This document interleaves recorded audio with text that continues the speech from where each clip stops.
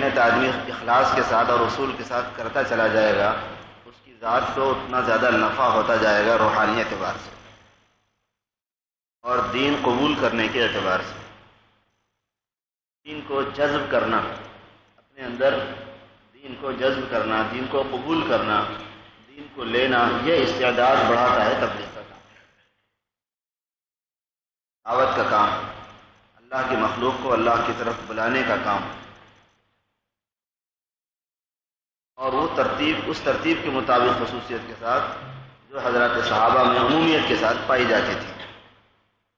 نہج نبوت یعنی بے طلبوں میں بے غرض ہو کر اپنی جان و مال سے لا الہ الا اللہ کی بنیاد پر، یعنی صحیح یقین کو دلوں میں بٹھانے اور فاسد یقین کو دل سے نکالنے اور دنیا کی محبت دل سے نکالنے اور اللہ پاک کی عظمت و بڑائی کو دل میں بٹھانے کی اساس اور ترتیب پر محنت جو کی جائے گی، اس کی یہ خصوصیت ہے کہ اس آدمی میں دین کو قبول کرنے کی استعداد بڑھتی چلی جائے گی، اور جتنا کسی میں دین کو قبول کرنے کی استعداد بڑھے گی اتنا وہ دیندار بنے گا۔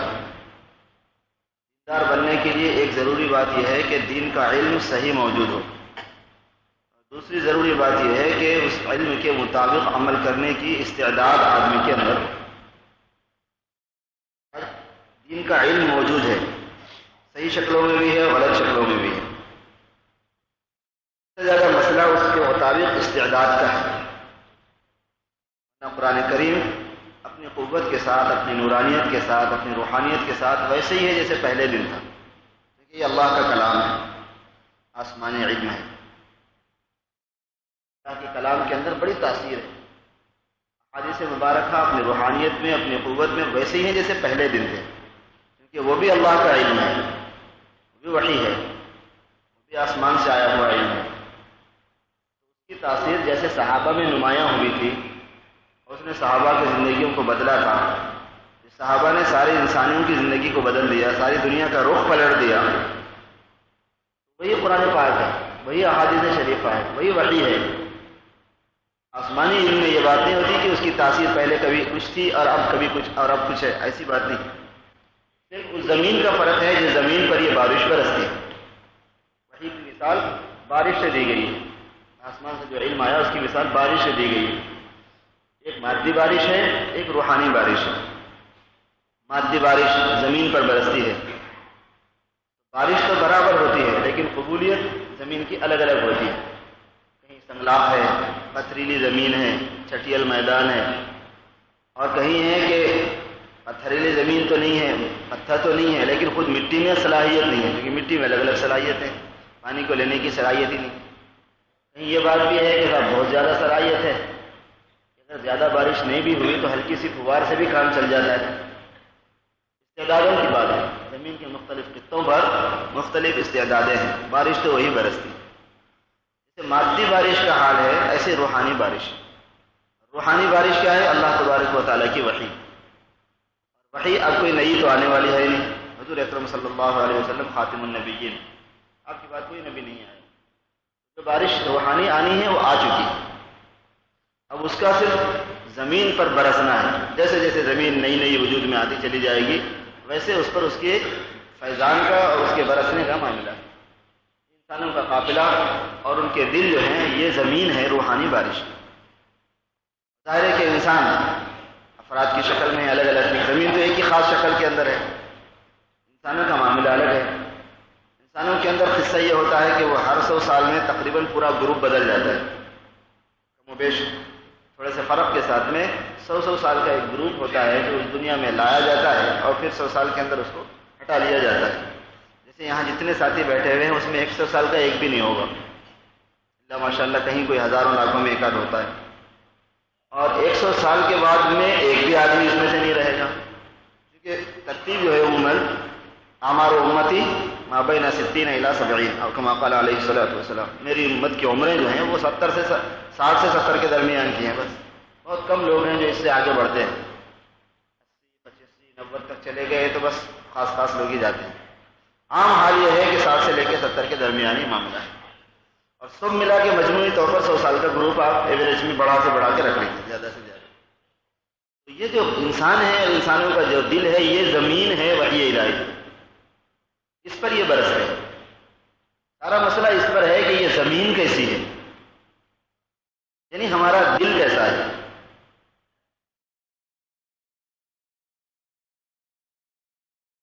جتنی زیادہ اس میں حق کو قبول کرنے کی استعداد آئے گی، اور جتنے زیادہ اس میں پاکیزگی اور صفائی آئے گی، اور جتنا زیادہ اس میں مجاہدے کا اثر آئے گا، اور جتنا زیادہ اس میں نفسانی صفات جو ہیں ان سے پاکی کا نظام چلے گا، تزکیہ جس کا جتنا زیادہ ہوگا، اتنی زیادہ یہ حق کو قبول کر لے گا۔ یوں بھی ہم کہہ سکتے ہیں کہ جسمانی صفات کا اثر جتنا کم سے کم ہوگا، کیونکہ وہی صفات دل کی زمین پر غالب آ کر روحانی صفات کو لینے سے منع کرتے ہیں۔ بنیاد یہ ہے، جسمانی صفات کہتے ہیں نفسانی صفات کو، حب دنیا ہے، حب مال ہے، حب جاہ ہے، حسد ہے، ریاکاری ہے، آپس میں دشمنی ہے، تکبر ہے، بڑاپن اور بے حیائی ہے، بزدلی ہے، حرص و طمع ہے، لالچ ہے۔ ان کو جسمانی صفات بھی کہتے ہیں اور ان کو نفسانی صفات بھی کہتے ہیں۔ یہ جتنے آدمی کے اندر ہوں گے اتنا دل میلا ہوگا، گندا ہوگا، اور جتنا وہ میلا ہوگا اس پر روحانی بارش کا اثر کم ہوگا۔ دعوت کے کام سے مقصود یہ ہوتا ہے کہ ہمارے دل کے اندر استعداد آ جائے روحانی بارش کو، قرآن اور حدیث کے انوار کو لینے کی۔ یہ دعوت کا کام آدمی کی ذات سے شروع ہوتا ہے، اور اسی لیے کہتے ہیں کہ کام کرنے والے ساتھی جب مشورہ کریں تو اس بات کی تجدید ہو جانا چاہیے کہ بھئی یہ کام ہماری اصلاح کے لیے ہے۔ شکل اس کی یہ ہے کہ یہ کام دوسروں کی اصلاح کے لیے ہو رہا ہے، لیکن حقیقت اس میں یہ ہے کہ اس سے ذات کی اصلاح ہوتی ہے، نفس کی اصلاح، اپنی اصلاح ہوتی ہے، دوسروں کو بھی فائدہ پہنچتا ہے۔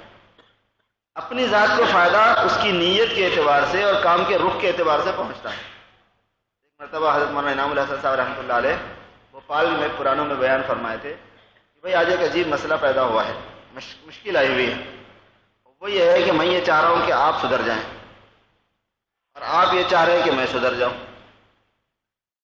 یہ چاہ رہا ہوں کہ آپ کی اصلاح ہو جائے، اور آپ یہ چاہ رہے ہیں کہ میری اصلاح ہو جائے، اور اس پر اللہ کا وعدہ نہیں ہے کہ میں آپ کی اصلاح چاہوں آپ میری چاہیں تو دونوں کی اصلاح ہو جائے گی، اس پر وعدہ نہیں ہے اللہ کا۔ اللہ پاک کا وعدہ اس پر ہے کہ جو اپنی اصلاح چاہے گا اس کی ہوگی، اس لیے نہ میری ہو رہی نہ آپ کی ہو رہی، اس لیے ہم سے شکایتیں بھی ہو رہی ہیں، ہم کام بھی کر رہے ہیں اور اس کے ساتھ ساتھ ہمارے معاملے اچھے نہیں، کام کر رہے ہیں اس کے ساتھ ہمارے اخلاق اچھے نہیں، کام کر رہے ہیں اس کے ساتھ ہمارے معمولات اچھے نہیں، دین ہی کی آواز لگا رہے ہیں مگر دین پر چلنے کی ہمت ہمارے اندر خود نہیں۔ ایک ہوتی ہے ہمت کے لیولز ہیں بہت سے، بعض معمولی چھوٹی چھوٹی بعض باتوں میں جو چھوٹی نہیں ہے بڑی ہیں وہ بھی ان پر چلنے کی ہمت ہوگی، لیکن بہت سی باتوں کی طرف توجہ نہیں ہوئی، ان پر چلنے کی ہمت ہی نہیں ہو رہی ابھی۔ حالانکہ دین تو نام ہے 24 گھنٹے کی زندگی میں ہر رخ پر، ہر عمل کے ہر نوعیت پر اس کے لاگو ہونے کا نام ہے کہ آدمی اپنے اندر سے، اپنے باہر سے، اپنے ظاہر سے، اپنے باطن سے، اپنے عقائد میں، اپنے عبادات میں، اپنے معاملات میں، اپنی معاشرت میں، اپنے اخلاق میں، اپنی شادی بیاہ میں، اپنے کمانے میں، اپنے خرچ میں، اپنے بیوی بچوں کے ساتھ، اپنے ماں باپ کے ساتھ، اپنے پڑوسیوں کے ساتھ، اپنے رشتہ داروں کے ساتھ، جس لائن میں بھی اللہ رب العزت کے جو حکم ہے وہ قبول کر لے۔ اور یہ اسی وقت ہوتا ہے میرے دوستو جب نفسانیت سے آدمی ہٹ جاتا ہے۔ اس لیے دعوت کے کام کی بنیاد کیا ہے؟ دعوت کے کام سے سب سے زیادہ فائدہ اپنی ذات کو ہوتا ہے۔ اخلاص کے ساتھ اور اپنی ذات کو سامنے رکھ کر محنت جتنی زیادہ ہم کریں گے، محنت میں سستی نہیں ہونا، کیونکہ یہ محنت کرنا دین کی یہ راستہ ہے۔ تو منزل جب آئے گی جب آدمی راستے پر چلتا رہے گا، کچھ چل کر رک جائے گا تو منزل نہیں آئے گی۔ دلی جانا ہے کسی آدمی، چل رہا ہے، چلا تھک گیا، پسینہ پسینہ ہو گیا، لیکن بھوپال تک پہنچا ہے، وہاں جا کے رک گیا، ارے بھائی میں تو بہت چلا۔ آپ کو جانا کہاں ہے؟ میرے جانا تو دلی ہے، تو پھر دلی آنے تک تو چلنا پڑے گا آپ کو۔ اس سے بحث نہیں ہے کہ اب آپ کتنا چلے ہیں، بہت چلے ٹھیک ہے، آپ بڑی آپ نے محنت کی، بڑا پسینہ آپ نے بہایا ہے، مگر آپ کو دلی چاہیے نا، آپ کو دلی تک چلنا پڑے گا۔ اتنے ساتھی ہیں کہ صاحب ہم 4 مہینے دیے ہوئے ہیں، ہم 40 دن لگائے ہوئے ہیں، ہم نے پہلے کافی گشتیں کی ہیں، ہم نے بہت محنت کی ہے، ہم نے بہت کام کیا ہے، لہذا اب کام کرنے کی ضرورت نہیں ہے شاید۔ بھائی منزل کیا ہے؟ ختم ہو گئی کیا منزل؟ اب چلتے رہنا پڑتا ہے۔ آدمی چلے. نمبر 2 چلتا رہے، جس کا نام استقامت ہے. ان الذين قالوا ربنا الله ثم استقاموا. حضرت مولانا ابراہیم دیولہ صاحب دامت برکاتہم جب بھی بیان فرماتے ہیں تو یہ آیت پڑھتے ہیں، ان الذين قالوا ربنا الله ثم استقاموا. جن لوگوں نے کہا کہ ہمارا رب اللہ ہے پھر وہ اس پر جم گئے. جب بھی بیان کرو یہی آیت پڑھتے ہیں. ان سے کسی نے عرض کیا کہ آپ ہمیشہ یہی آیت پڑھتے ہیں؟ انہوں نے فرمایا کہ جتنی باتیں مجھے کہنی ہوتی ہیں وہ اس میں سے ہی نکلتی ہیں. قرآن پاک کی ایک ایک آیت جو ہے نا وہ سمندر ہے، سمندر ہے. اگر اس کے مضامین کھل جائیں کسی پر تو ایک آیت کا مضمون کھل جائے عمر بھر چلاتے رہو، اتنی اس میں وسعت ہے. اور اللہ تعالیٰ شانہ نے وہ بات اس میں رکھی ہوئی ہے کیونکہ وہ اللہ کا کلام ہے. لا ينقضي عجائب، لا تنقضي عجائب. عجیب اللہ تبارک و تعالیٰ اس کی شان رکھی ہے. تو چلے آدمی، چلتا رہے آدمی، اور صحیح رخ پر چلتا رہے. ڈائریکشن صحیح ہونی چاہیے. چل تو رہا ہے لیکن ڈائریکشن صحیح نہیں ہے تو بھی گڑبڑ ہو جائے گی. اب رخ صحیح ہے یا نہیں ہے یہ انتہائی نازک کام ہوتا ہے. دنیا کے اندر جتنے کام کر رہے ہیں لوگ، باطل پرست بھی کام کر رہے ہیں، باطل مذہب والے بھی کتنی محنت کر رہے ہیں، بہت محنت کرتے ہیں وہ لوگ. مذہبی غلط ہے، بنیادی غلط ہے، لیکن محنت ہو رہی، چاند توڑ محنت ہو رہی. مرتبہ ایک دکان میں ایک گورا ملا مجھے، امریکن گورا، اور انتہائی شستہ اردو بول رہا تھا. تو بڑی حیرت میں پڑ گئے، آپ تو گوروں کو اردو کہاں آتی ہے؟ میں نے کہا اس سے کہ بھائی آپ کہاں کے ہیں؟ آپ تو بولے میں امریکن ہوں. بولے آپ اردو کہاں سیکھے؟ تو اس نے بتایا کہ میں 12 سال پڑوس کے ملک میں عیسائیت پھیلانے کے لیے کام کر چکا ہوں. 12 سال میں نے پڑوس کے ملک میں عیسائیت پھیلانے کے لیے کام کیا ہے. تو زبان میں نے سیکھی، بازار میں سکھائی گئی. اتنی شستہ بول رہا تھا. بعض لوگ تو باطل مذہب ہونے پر یعنی بنیادی غلط ہے، محنت کیے جا رہے ہیں.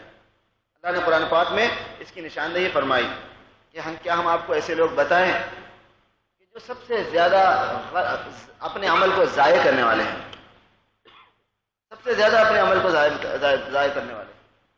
وہ یہ ہے کہ عمل غلط کر رہے ہیں، وہم یحسبون انہم یحسنون صنعا، اور وہ اس خیال میں ہے کہ ہم بڑا اچھا عمل کر رہے ہیں، لیکن رخ صحیح نہیں ہے. جو اس کے شرائط مطلوبہ ہیں وہ پوری نہیں کرتے. اس کا نتیجہ یہ ہے کہ وہ پورا ضائع ہے، بلکہ الٹا وبال جان ہے. اور کبھی ایسا بھی ہوتا ہے کہ آدمی پوری طرح ملت اسلامیہ سے خارج تو نہیں ہے تو وہ ملت اسلامیہ کے اندر ہی ہے، لیکن ملت اسلامیہ کے 72-73 فرقوں کی حضور پاک صلی اللہ علیہ وسلم نے پیشین گوئی فرمائی. جو حال یہودیوں کا ہوا امت بننے میں، بٹنے میں، بٹوارا ہونے میں، یہی حال اس کا بھی ہوگا. تو سب بھی محنت کر رہے ہیں، رخ کی بات ہے. اس لیے صحیح رخ عمل کا یہ بہت نازک چیز ہوتی ہے، اور عمل کا صحیح رخ علماء حقانی کی رہبری کے بغیر طے نہیں ہو سکتا. عمل کا صحیح رخ علماء حقانی کی رہبری کے بغیر طے نہیں ہو سکتا. یہ جاہلوں کی بس کی بات نہیں ہے. اسی وجہ سے اس دعوت کے کام کی سرپرستی بھی علماء حقانی ہی کرتے ہیں شروع سے. کہ عالم کو معلوم ہے کہ قرآن میں کیا ہے، عالم ہی کو معلوم ہوتا ہے کہ حدیث میں کیا ہے. حق تو قرآن اور حدیث میں ہے، لیکن خود قرآن اور حدیث میں کیا ہے یہ باریک چیز ہے. بہت بزرگ نے لکھا ہے کہ علماء کے پاس جو ہے وہ ہے قرآن اور حدیث. قرآن حدیث میں کیا ہے جو علماء کے پاس ہے، کیونکہ علماء ماہرین جو ہیں، علماء حقانی جو ہیں، وہی ہیں اس کے حامل. یہ قرآن میں کیا ہے تو قرآن میں بالکل صحیح، مگر وہ کیا ہے اس میں سے نکال کے دینے کا جو کام ہے وہ تو ان کا ہی کام ہے جو اس کے ماہر ہیں. اس میں کیا ہے اس کے ماہرین ہی کا کام ہے کہ وہ اس میں سے نکال کے دیتے ہیں. اس لیے کام کے رخ کا صحیح ہونا اور کام کا ہونا اور کام کا ہوتے رہنا یہ ہے ترقی کی بنیاد. اس لیے میرے دوستو بعض مرتبہ ہوتا ہے آدمی سستی میں آ جاتا ہے. ہر آدمی کے حالات یکساں نہیں ہوتے اور ہر آدمی پر نشیب و فراز لازمی ہے. ہر کام کے واسطے ایک جذبے کا وقت ہوتا ہے، ایک شوق کا وقت ہوتا ہے، اور ایک اس کے ہدوء کا اور بطو کا ٹھہراؤ کا ٹائم ہوتا ہے. جب سالن پکتا ہے ایک اس کے ابال کا وقت ہوتا ہے، ایک اس کے ابال کے بعد کا وقت ہوتا ہے. پک گیا، ابال کا اعتبار نہیں ہے. سوڈا جب آپ ڈالیں گے گلاس کے اندر تو جس وقت آپ ڈال رہے ہوں اس کا اعتبار نہیں، جب اس کا کپ ختم ہو جائے تب اس کا اعتبار ہے کہ وہ کتنا ہے. جو شوق اور جذبے کا وقت ہے اس کا اعتبار نہیں ہے کہ جذبے میں آپ کتنا اچھل رہے تھے. جب جذبہ ختم ہو گیا تو جو لیول ہے وہ ہے سطح کام کی کہ آپ اتنے دیندار ہیں اور اتنے دین کی محنت کرنے والے ہیں. جب محنت کا شوق ختم ہو گیا، طبیعت کی امنگ ختم ہو گئی اور جولانی چلی گئی، جودت طبع چلی گئی، آدمی مزمحل ہو گیا، اس کے بعد میں کس چیز کو وہ کنٹینیو کر رہا ہے، کس پر استقامت اس کو ہے، اس سے پتہ چلے گا کہ اس کے اندر دین کی محنت کا اتنا لیول آیا ہوا ہے۔ اور اسی طریقے سے خود دین پر عمل کرنے کا معاملہ بھی ایسے ہی، جب دین پر عمل کر رہا ہو طبیعت کے نہیں چلنے کے وقت میں، نفس کے مجاہدے کے ساتھ، تب پتہ چلتا ہے کہ یہ کتنا دیندار ہے۔ ایک دم خیر کے داعیے کو بڑھاوا مل گیا اور نمازیں بھی شروع ہو گئی، نوافل بھی شروع ہو گئے، تلاوت بھی شروع ہو گئی، ذکر بھی شروع ہو گیا، تسبیحات بھی شروع ہو گئے، گشتیں بھی شروع ہو گئی، اور جناب والا ایسا تہجد بھی شروع ہو گئی، اشراق بھی، چاشت بھی، ایسا معلوم ہو رہا کہ بس ولایت کے مرتبے پہ آدمی پہنچ گیا۔ تھوڑے دنوں کے بعد میں آہستہ آہستہ آہستہ آہستہ آدمی ایک لیول پہ آ جاتا ہے، سب چیزیں اس کی۔ بعض اللہ کا ولی ایسا ہوتا ہے کہ بس وہ اس کو پکڑ لیتا ہے مضبوط، آدھا آدمی ایسا ہوتا ہے اس کو مضبوط پکڑ لیتا ہے، اور عام عمومیت کے ساتھ میں یہ بات ہے کہ یہ ساری چیزیں آدمی کے قابو میں باقی نہیں رہتی، کچھ چیزیں باقی رہ جاتی ہیں۔ تو جو چیزیں باقی رہ گئی وہ ہے دین کا لیول۔ اس لیے میرے بزرگوں بھائیوں، ایک بات تو یہ ہے کہ دعوت کی محنت ہماری ذات کو فائدہ دینے کے لیے، اور اس کے ساتھ ساتھ اس عظیم ترین ذمہ داری کو ادا کرنے کی صورت ہے جو حضور پاک صلی اللہ علیہ وسلم کی امت میں ہونے کی وجہ سے ہم سب پر عائد ہوتی ہے۔ یہ کام ہمارے کاموں میں سے ہے، اس کام کو ہمارے مقاصد میں شامل کیا گیا ہے، اس کام کی بنیاد پر اللہ پاک نے ہم کو امتیاز عطا فرمایا ہے۔ دعوت کا کام وہ ہے کہ جس میں اس امت محمدیہ کو امتیاز ہے۔ امتیاز کا لفظ اس لیے میں بول رہا ہوں کہ بعض مرتبہ ہمارے ساتھی غلط فہمی میں یہ کہہ ڈالتے ہیں کہ پچھلی قوموں میں دعوت نہیں تھی۔ پچھلی قوموں میں بھی دعوت تھی، دعوت ہر قوم میں ہوتی ہے، یہ نہیں ہے کہ اس میں دعوت ہے، نہیں، دعوت ہر قوم میں ہوتی ہے، ہر نبی کے پیرووں میں دعوت کی ذمہ داری ہوا کرتی ہے۔ مگر پچھلوں میں اور اب میں یہ فرق ہے کہ پہلی امتیں اگر دعوت کی محنت کو چھوڑ دیتی اور ظلمت چھا جاتی تو نبی آ جاتے، کیونکہ پچھلی امتوں میں جو نبی آئے تھے وہ آخری نبی نہیں تھے۔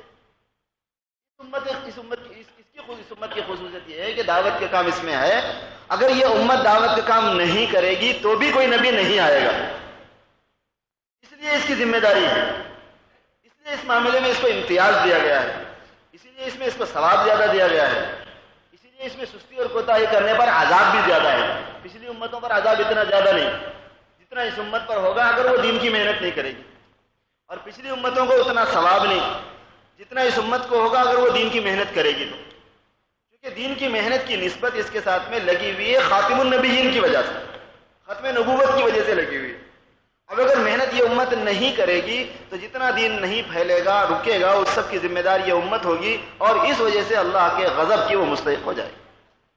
کون؟ یہ امت مستحق ہو جائے گی، اللہ کی ناراضگی کی مستحق ہو جائے گی۔ اس لیے امر بالمعروف اور نہی عن المنکر کے چھوڑنے پر کتنی سخت وعیدیں ہیں، دعوت اللہ کے کام کے چھوڑنے پر کتنی سخت وعید ہیں، اور کرنے پر کتنے فضائل ہیں۔ یہ ملے گا، یہ ملے گا، یہ ملے گا، تمہارے ہر عمل میں ثواب بڑھا دیا جائے گا، تمہارے عمل میں نہیں، جو چیزیں تمہاری محنت میں معاون ہیں ان کا ثواب بڑھا دیا جائے گا۔ دین کی محنت وہ عظیم محنت ہے میرے دوستو، کہ دین کی محنت میں اگر آدمی چلتا ہے وَلَا يَقْطَعُونَ وَادِيًا إِلَّا كُتِبَ لَهُمْ بِهِ عَمَلٌ صَالِحٌ۔ جب آدمی کسی جنگل کو طے کر رہا ہو تو جنگل کا طے کرنا ایک عمل شمار کیا جاتا ہے۔ قرآن کریم کے الفاظ،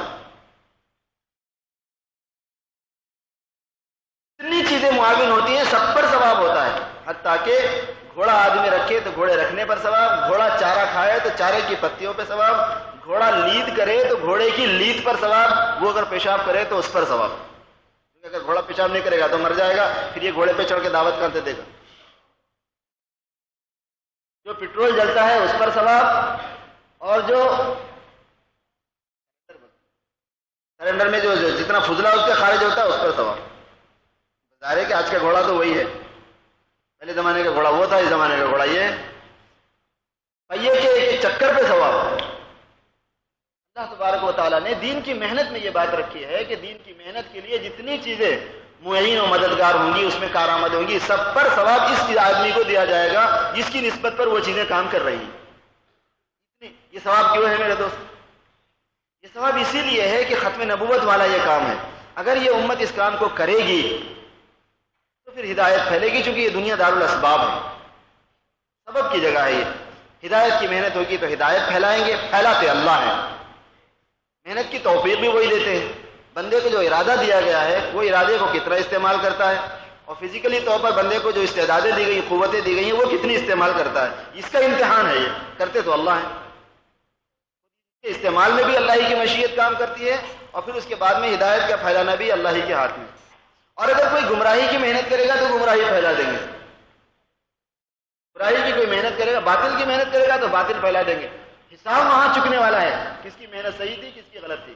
بقیہ محنت پر عمل، محنت پر رزلٹ کا آ جانا، یہ اللہ تبارک و تعالیٰ کی سنت اور حکمت کے اعتبار سے دنیا میں سب کے ساتھ چلا ہوا ہے. اس کی مثال یہ ہے کہ ایک آدمی انتہائی عرقریزی کے ساتھ خون پسینہ ایک کر کے حلال کمائی کرتا ہے، تو کمائی دیتا کون ہے؟ اللہ تعالیٰ ہی دیتے ہیں. اور ایک آدمی کچھ بھی نہیں کرتا، لبلبی کسی کی کنپٹی پہ رکھ دیتا ہے بندوق کی، ریوالور کی، اور اس کے بعد میں پیسے وصول کر لیتا ہے. تھوڑے بھی نہیں وصول کرتا، اتنے وصول کرتا بعض مرتبہ کہ اس کی پشتیں مل کے کھائیں، وہ بھی کھائے، اس کا خاندان بھی کھائے، اور کئی سالوں تک کھائیں، اس کی نسل بھی کھائے. 1 کروڑ روپیہ دے دو، 3 کروڑ روپیہ دے دو، 5 کروڑ روپیہ دے دو. چلتا رہتا سلسلہ، صبح سے شام تک ہوتے رہتے قصے، اخبارات میں آتے رہتے. ایسا نہیں کہ رات کے اندر دیواروں کو پھاند کے، گھروں کے اوپر چڑھ کے، خفلوں کو توڑ کے آدمی پیسے کما کے لاتا ہے. خفل کو توڑ کے جو پیسے لے کے آیا اس کو پیسہ کہاں سے ملا؟ یہ تھوڑی بات تھی کہ اللہ تعالیٰ نہیں چاہ رہے تھے، وہ چاہ رہا تھا. اللہ کا چاہنا تو پورا نہیں ہوا، اس کا چاہنا پورا ہو گیا. ایسا بھی ہوتا ہے کیا اس دنیا میں کہیں؟ چوری کرنے والے کو بھی مال مل جاتا ہے، حلال محنت کرنے والے کو بھی مال مل جاتا ہے. حساب وہاں ہوگا، مگر دے دیں گے وہ اس کو بھی، اس کو بھی. موحد کو بھی پال دیں گے اور مشرک کو بھی پال دیں گے. پالتے موحد کو بھی ہیں، اور کون پالتا ہے؟ اللہ ہی پالتا ہے. لا رب الا اللہ، الحمدللہ رب العالمین، سارے عالموں کا رب وہی ہے. اور جو کالی دیوی سے لگا ہوا ہے، اور جو گوری دیوی سے لگا ہوا ہے، اور جو بتوں سے لگا ہوا ہے، مورتیوں سے لگا ہوا ہے، پتھر کی مورتیوں سے، لکڑی کی مورتیوں سے، کوئی درختوں سے جڑا ہوا ہے، کوئی سورج سے جڑا ہوا ہے، کوئی پانی سے جڑا ہوا ہے، کوئی بندر سے جڑا ہوا ہے، کوئی برگد سے جڑا ہوا ہے، کوئی پتھر سے، کوئی کنکر سے. تو جو مشرک ہے، اور مشرک میں بھی غلیظ ترین جو مشرک ہے، اس کو بھی وہ پال دیں گے. وہ سمجھتا رہے گا کہ مجھے یہ چیز پال رہی ہے، لیکن پالیں گے وہی. جو موحد ہے اس کو بھی پال دیں گے، اور موحدین میں جتنے طبقات ہیں ان کو بھی وہ پال دیں گے، چاہے وہ کچھ بھی سمجھتے ہیں، کچھ بھی. اس میں توجہ کا حساب وہاں ہوگا. تو یہ اللہ تبارک و تعالیٰ کی ایک حکمت ہے اس دنیا میں، کہ جو اس دنیا میں محنت کرے گا اس محنت کے اعتبار سے اس کو یہاں اس کا پھل دکھایا جائے گا، اور پھر آخرت میں اس کا حساب چکایا جائے گا. یہ ختم نبوت کی وجہ سے اس امت پر ہدایت کی محنت کی ذمہ داری ہے. ہم خاتم النبیین کی امت ہیں، آپ کے بعد کوئی نبی نہیں آنے والا ہے. یہ امت دین کی محنت کرے گی تو بھی نہیں آئے گا، دین کی محنت نہیں کرے گی تو بھی نہیں آئے گا. قیامت آ جائے گی مگر پھر نبی نہیں آئیں گے. تو ویسے یہ ہے کہ اللہ تبارک و تعالیٰ ایک رخ لائیں گے پھر پورے مسلمانوں کے اندر، کہ سارے مسلمانوں میں دین ہی دین ہوگا، اور ساری دنیا، سارے انسانوں میں دین ہوگا. بیت وبر ولا مدن الا ادخلہ اللہ الاسلام، کوئی کچا مکان، کوئی پکا مکان نہیں چھوٹے گا مگر اللہ پاک اس میں اسلام کو داخل کر دیں گے. بعز عزیز وذل ذلیل، عزت والا اگر کوئی عزت سے قبول کرتا ہے اسلام کو تو عزت دے کر، اور اگر کوئی عزت کے ساتھ نہیں قبول کرتا تو جھک مار کے قبول کرنا پڑے گا. ذل ذلیل کا ترجمہ اردو کا یہ بن سکتا ہے، جھک مار کے قبول کرنا پڑے گا. چونکہ عیسیٰ علیہ السلام آ جائیں گے تو اعلان کر دیں گے کہ اما السیف اما الاسلام. بھائی یہاں پر اب 2 ہی شکلیں ہیں، اور کوئی تیسری شکل یہاں پر اب نہیں ہے. جزیہ کا نظام برخاست کر دیں گے، یضع الجزیہ، جزیے کا نظام، ٹیکس کا نظام ختم کر دیں گے عیسیٰ علیہ السلام، اور خنزیر کو قتل کر دیں گے، صلیب کو توڑ دیں گے، اور یہ اعلان کر دیں گے کہ اما السیف اما الاسلام. امام مہدی کے زمانے میں ہوگا. ایک وقت تو ایسا اللہ پاک لائیں گے، مگر اور یہ بھی ظاہر ہے کہ امام مہدی حضور پاک صلی اللہ علیہ وسلم کی امت میں سے، اور عیسیٰ علیہ السلام بھی حضور صلی اللہ علیہ وسلم ہی کی اتباع کریں گے، اپنی نہیں چلائیں گے. سنت محمدیہ کی، شریعت مصطفیہ کی پیروی کریں گے. وہ نبی ہونا تو ان کا کینسل نہیں ہوتا، چونکہ نبی ایک ایسا عہدہ نہیں ہوتا کہ جو دینے کے بعد میں پھر لے لیا جائے، لیکن اپنی نبوت چلائیں گے نہیں. وہ بس لو کان موسیٰ حیا لما وسعہ الا اتباعی، جیسے موسیٰ پہ یہ صادق ہے ایسے حضرت عیسیٰ پہ بھی یہ صادق علی نبینا وعلیہ الصلوۃ والسلام. حضور اکرم صلی اللہ علیہ وسلم نے ایک مرتبہ تورات کی ایک نسخے کی تلاوت کے دوران تلاوت فرما رہے تھے عمر رضی اللہ تعالی عنہ. تو آپ چونکہ اس کا مقصد یہ تھا کہ یہ بھی ایک چیز ہے پڑھنے کی، اس میں بھی فائدہ ہے. یہ بات سامنے آ گئی تھی کہ اس میں اچھی باتیں ہیں، اس کو بھی پڑھنے میں کیا حرج ہے، مگر اس میں جو مضرت پھیلی ہوئی تھی، جو نقصان کا پہلو تھا، ادھر توجہ نہیں گئی تھی عمر رضی اللہ تعالیٰ نے. کل کے دن لوگ تورات کو بھی لے کے بیٹھا کریں گے قرآن کے ساتھ، اور پھر لوگوں کے ذہن میں یہ بات آئے گا کہ ہر اچھی بات جہاں سے مل جائے وہ لیتے چلے جاؤ، چاہے وہ صحیح راستے سے ہو کہ غلط راستے سے. تو پھر اس میں اچھی بات کی غلط بات کی تمیز ختم ہو جائے گی، خراب باتیں بھی آنا شروع ہو جائیں گی.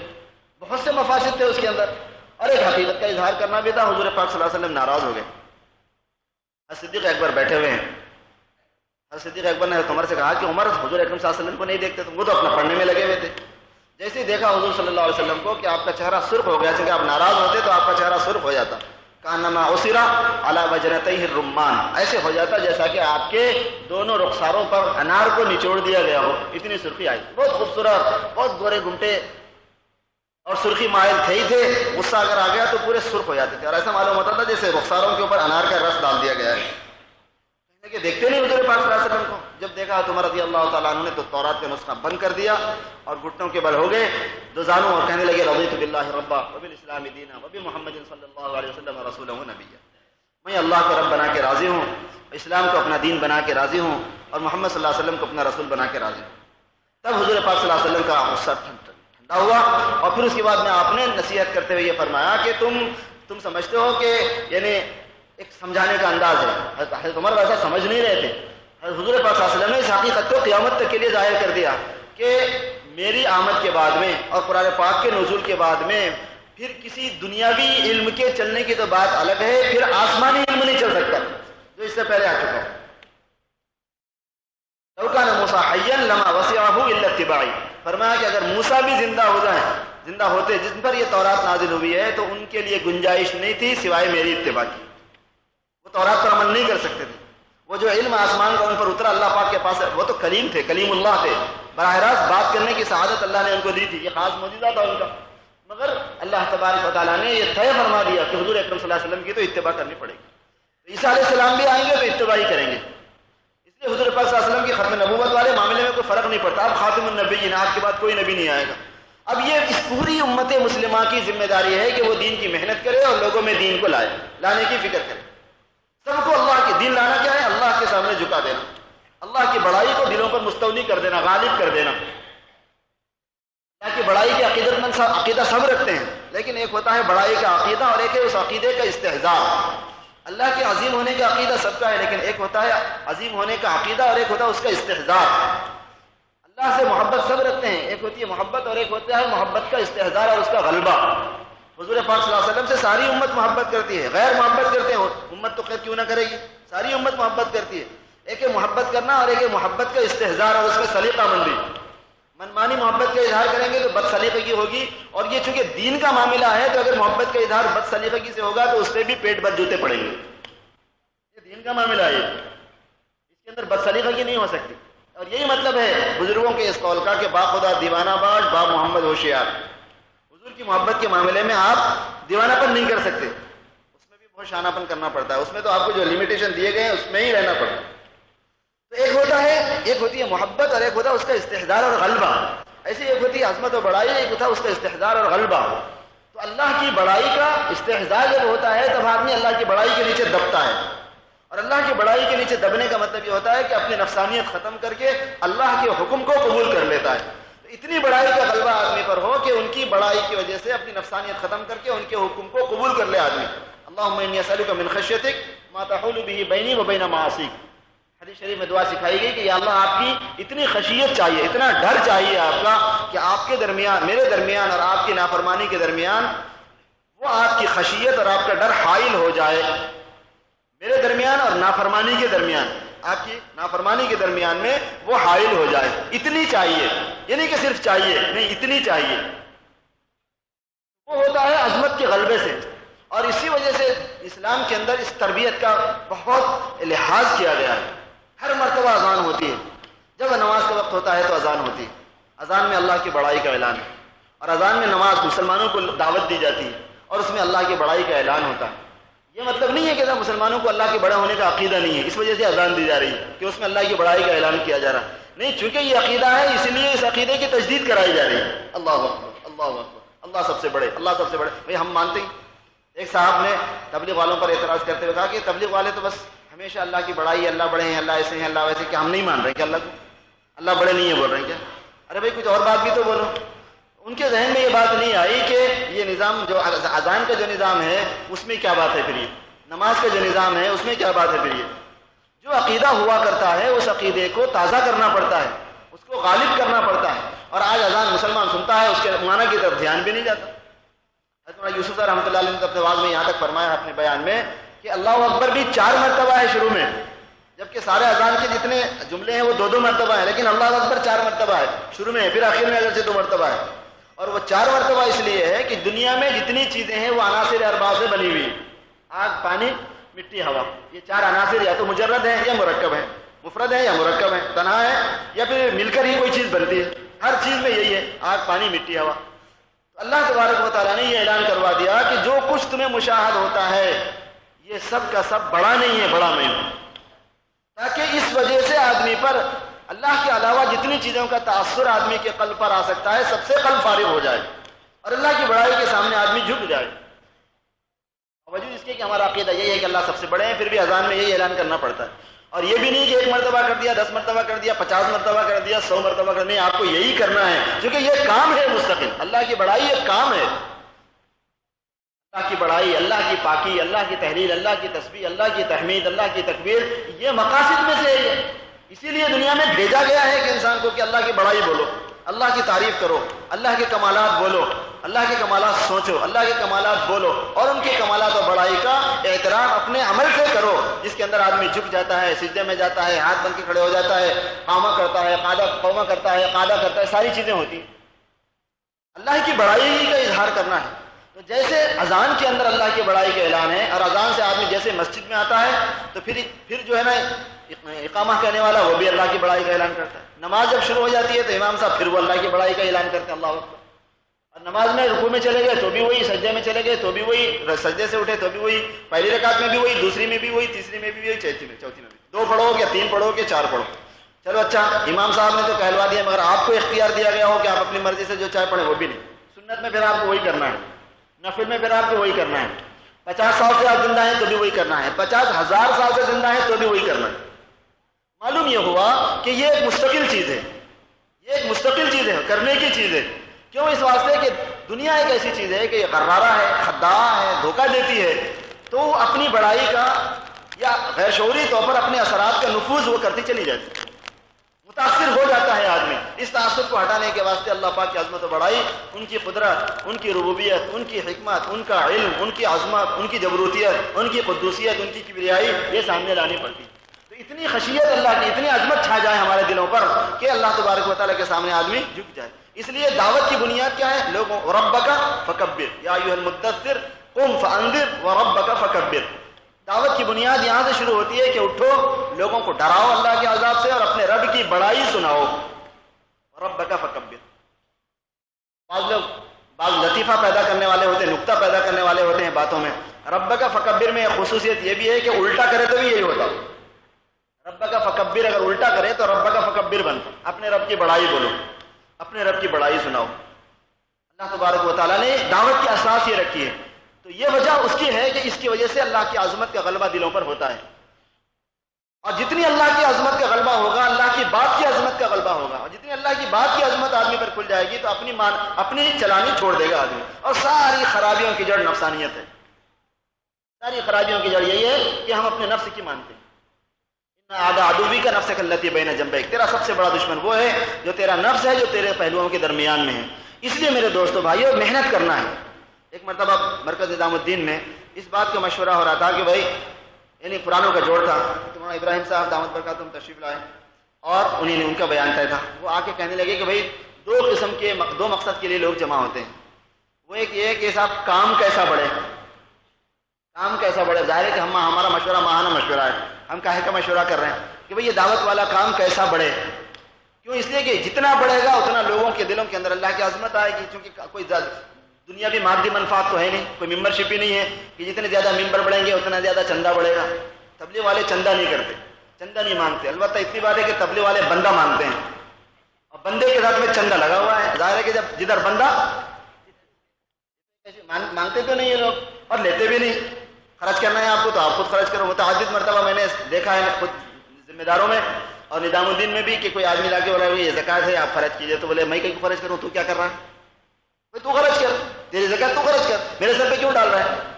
میں نے کئی بزرگوں کو دیکھا ہے کہ جب کوئی ان کو لا کے کہتا ہے کہ صاحب یہ زکات ہے آپ اس کو خرچ کیجیے، تو آپ کیا کر رہے ہیں، میرے کو کہیں کو لگا رہے ہیں آپ کرو۔ تو یہاں کو مال بنانا نہیں ہے، مال کی بنیاد پر نہیں ہے، یہ تو بتانا ہے کہ نبیوں کی دعوت کی اساس ملک اور مال کی بنیاد پر نہیں ہوتی، حتیٰ کہ ملک اس لیے بھی نہیں چاہا جاتا کہ اس میں دین کو نافذ کریں گے، یہ بھی بنیاد نہیں ہوتی۔ ہم ملک اس لیے پہلے ملک لے لیں گے تاکہ اس پر دین نافذ کریں، یہ بھی ان کی بنیاد نہیں ہے، پہلے اللہ کی بڑائی کی بنیاد ہوتی ہے۔ جب اللہ کی بڑائی کی محنت آدمی شروع کر دیتا ہے، زمین فراہم ہونا شروع ہو جاتی ہے، تو ملک بھی موعود ہے، وعدے میں وہ چیز بھی آ جاتی ہے، جیسے اور چیزیں آتی ہیں وہ بھی، مگر اس کو بنیاد بنانا یہ نہج نبوت سے ہٹا دے گا، اور نبوی نہج سے ہٹنے کے بعد میں اللہ کی مدد نہیں رہے گی۔ جب اللہ کی مدد نہیں رہے گی تو اگر کچھ مل بھی گیا تو اس میں دین نہیں چلے گا، پھر اس میں آپس میں سرپٹول دین چلنے سے پہلے ہو جائے گی، اور ایسی سرپٹول ہوگی جس کی کوئی نظام نبوی چاہیے۔ اور وہ کیا ہوتا ہے؟ وہ ہے یقین صحیح کو دلوں کے اندر بٹھا دینا، اللہ کی عظمت ہر دل لے لے، اور بالخصوص دین کی محنت کرنے والا لے لے۔ ہم محنت اس لیے کر رہے ہیں میرے دوستوں کہ ہمارا دل اللہ کی بڑائی کو لے لیں، اس کو جذب کر لیں، اور اتنا غلبہ ہو جائے کہ جزوی دینداری نہ رہے، کلی دینداری ہو جائے۔ جزوی دینداری کا مطلب ماشاءاللہ محنت کرتے کرتے داڑھی سنت کے مطابق ہو گئی، لباس سنت کے مطابق ہو گیا، کرتا بھی صحیح ہو گیا، پاجامہ بھی صحیح ہو گیا، داڑھی بھی صحیح ہو گئی، نمازوں کی پابندی بھی آ گئی، ماشاءاللہ بہت بڑی بات، بہت بڑی بات ہے نمازوں پہ پابندی ہو جانا، اور دعوت کی برکت ہے ماشاءاللہ۔ میرے دوستو اچھے دینداروں میں نماز کا ویسا اہتمام آپ کو کم ملے گا جتنا ایک داعی کو ہوتا ہے۔ یہاں نماز چلی گئی 8 بجے والی، ابھی 8:15 بجے والی میں وہاں جا رہے ہیں 1 میل جماعت سے نماز پڑھنے کی، 8:15 بجے کی نکل گئی تو وہاں 8:45 بجے ہے۔ بڑی خوشی ہوتی ہے اس بات کو دیکھ کے، اور بہت بڑی بات ہے کہ نماز کا اتنا اہتمام، اور وہ بھی باجماعت نماز پڑھنے کا، مسجد میں پڑھنے کا، کہ اگر ایک جگہ کی جماعت چھوٹ جائے تو دوسری جگہ کی چھوٹ جائے تو تیسری جگہ۔ مگر اس کے ساتھ ساتھ دین کے اور بھی سارے بہت سے کام ہیں، اس میں بھی آدمی دیندار ہو جانا۔ 15 سال سے آدمی لگا ہوا ہے دین میں، دعوت کے کام میں، لیکن شادی ہو گئی اس میں سب چل رہے ہیں خرافات، لڑکے والے ہیں تو بھی چل رہے ہیں، لڑکی والے ہیں تو بھی چل رہے ہیں۔ ارے بھائی لڑکا والا ہے تو تجھے کیا مصیبت پڑی ہوئی؟ لڑکی والا تو بعض مرتبہ چلو بھائی پریشر میں آ جاتا ہے کہ بھائی لڑکی ہے اٹھا دو، خیر خوبی سے عافیت سے اٹھا دو، چھوٹی موٹی جو اونچ نیچ ہو رہی ہے اللہ معاف کرنے والا ہے، اس کو ہم دیکھتے ہیں تو ایک بڑا ضرر سامنے رکھا ہوا ہے کہ بچے نہیں اٹھے گی۔ آج لڑکے والے تھوڑا دب جاتے ہیں، جیسے دنیا کے معاملے میں دب جاتے ہیں، بعض مرتبہ دین کے معاملے میں بھی دب جاتے ہیں۔ لڑکے والے کو کیا مصیبت آ گئی؟ تبلیغ کے کام کرنے والوں کے بچوں کی شادیاں ہیں، تبلیغ کے کام کرنے والے کی شادی ہے، اور اس کے بعد میں بھی خرافات ہو رہی ہیں، اس میں بھی بےہودگیاں ہو رہی ہیں، اس میں بھی ناجائز کام ہو رہے ہیں۔ معلوم یہ ہوا کہ دینداری اس میں نہیں اتری، یہ ہے بات۔ اور اللہ کی عظمت اتنی ہونا ہے کہ دینداری اس میں بھی اتر جائے۔ کاروبار، معاملات، لین دین، اور لین دین میں چھوٹے پیمانے کا یا بڑے پیمانے کا۔ ایک مرتبہ ہمارے عابد بھائی صاحب نے بڑی اچھی بات کہی تھی، اور وہ مولانا عمران خان صاحب کے حوالے سے کہی تھی، فرمایا کہ دینداری کے اندر معاملات میں بھی بڑے لیولز ہیں۔ 10-5 روپے کی بات ہے تو آدمی پائی کا حساب کر کے دے دیں گا، 15-20 روپے کی بات ہے، 25-50 روپے کی، 1000-500 کی بات ہے۔ کچھ کا ایمان ایسا ہوتا ہے کہ وہ 5-10 ہزار میں بھی متاثر نہیں ہوتا، بھائی 5-10 ہزار کا معاملہ بھی ہے جیسا کہ ویسا۔ پھر اس سے آگے 25-50 ہزار کا مسئلہ آ گیا تو بعض اس میں ڈھیلے ہو جاتے، بعض اس میں ٹائٹ رہتے۔ پھر 1,00,000-1.5 لاکھ کا مسئلہ آ گیا تو اس میں بعض ڈھیلے ہو جاتے، بعض اس میں گڑبڑ ہو جاتی، بات صحیح رہتی، اور آگے بڑھتا چلا گیا، اور لاکھوں میں بات چلی گئی۔ جب بہت زیادہ لاکھوں کروڑوں کی بات آتی تو آدمی سوچتا ہے چلو بعد میں دیکھا جائے گا، اللہ تو معاف کرنے والا ہے۔ نہیں، دین کی وہ عظمت چاہیے کہ حق تقلیم کی بادشاہت ہو، اس میں بھی آدمی دین کا احترام کرے کہ اللہ کا حکم کیا ہے، اللہ کے نبی کا طریقہ کیا ہے۔ مالیات میں دین قبول کر لینا یہ ہے دین کے جذب ہونے کی علامت۔ حضرت مولانا یوسف رحمۃ اللہ علیہ کے ملفوظ میں یہ بات ہے، وہ اپنے بارے میں فرمایا کرتے تھے، سنا کہ دین آتا ہے عبادات کے راستے سے اور جاتا ہے معاملات کے راستے سے۔ آتا تو ہے، اگر آپ کو کسی کو دیندار بنانا ہے تو کیا کرو، اللہ کی بڑائی کو سنا کے اس کو نماز کا عادی بنا دو، کیونکہ جب 5 مرتبہ اللہ کے گھر میں آنا جانا شروع کرے گا تو لوگوں میں بھی دیندار ہونے کی حیثیت سے ایڈورٹائز ہو جائے گا، اس کا پبلسٹی ہو جائے گی، اور خود کو بھی آخر جھکتے جھکتے کب تک نہیں جھکے گا، روزانہ سر مار رہا تو اثر تو ہوگا ہی ہوگا، تو دینداری آ جائے گی، ایک دینی شعور، دین کا مزاج، دین کی فہم، دین پر چلنے کا شوق و جذبہ ہی آ جائے گا۔ لیکن معاملات میں غفلت ہو جاتی ہے آدمی سے، اور اس سے آدمی پھر دین سے نکل جاتا ہے، اور معاملات میں دین متاثر ہونے کے بعد پھر معاشرت پر، پھر اخلاق پر، پھر عبادتوں پر بھی اس کا اثر پڑتا ہے۔ آتا ہے دین عبادات کے راستے سے اور جاتا ہے دین معاملات کے راستے سے۔ اگر ہم معاملات کو اپنے محفوظ نہیں رکھیں گے تو دین جائے گا اور ہمیں پتہ نہیں چلے گا، اور دھیرے دھیرے دوسرے شعبے میں بھی دین کمزور ہو جائے گا۔ ہمت آدمی میں ہو اور کسی چیز کی پرواہ نہ کرے، یہ سنت ہے بس ایسے ہوگی، شادی میں سنت طریقہ یہ ہے بس ایسا ہوگا، ماشاءاللہ یہ تو چل پڑا کہ مسجدوں میں نکاح ہونے لگے تبلیغ والوں کے، اور پھر اس کے بعد میں استقبالیہ بھی ساتھ میں چل رہے ہیں، تو بھائی کیا ضرورت پڑی استقبالیہ کی؟ استقبالیہ حضور پاک کی طرف سے مقرر ہے، حضور حضور پاک صلی اللہ علیہ وسلم نے نکاح کے بعد میں استقبالیات چھواروں کا بادام کا رکھ دیا. وہی تو تھا استقبال. اور وہ کیا ہے ریسیپشن؟ اور کیا ہے؟ وہ لٹا دو بس. ایک ایک دو دو جو مل جائے لے کے اپنا کھا کے نکل جاؤ. قصہ ختم. گھروں کو جاؤ اپنے. اب وہاں مزید بوجھ کرنے کی کیا ضرورت ہے؟ اچھا بعض لوگ اس میں سمجھتے ہیں کہ اس میں کوئی زیادہ خرچہ نہیں آتا. مولانا مسئلہ اس پہ نہیں ہوتا کہ خرچہ آتا کہ نہیں آتا. مسئلہ اس پہ ہے کہ نبوی طریقہ کیا ہے. ٹھیک ہے آپ افورڈ کر سکتے ہیں, برداشت کر سکتے ہیں.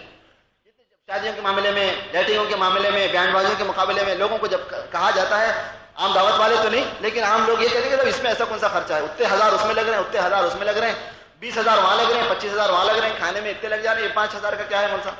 مسئلہ 5,000 4,000 کا نہیں ہے, مسئلہ شرعی طریقے کا ہے. نبوی طریقہ کیا ہے؟ نبوی طریقے سے ایک چیز ہو تو ہم معاملات میں دین کو قبول کر لیں اور پرواہ نہ کریں مال کے کم ہونے کی, زیادہ ہونے کی, رہنے کی, نہیں رہنے کی. یہ مطلب ہوتا ہے دین کے ہمارے اندر جذب ہونے کا. ایک واقعہ یاد آیا امارات کے ایک شیخ کا, مولانا ابراہیم صاحب ہی سے سنا ہوا ہے, بڑا عجیب ہے.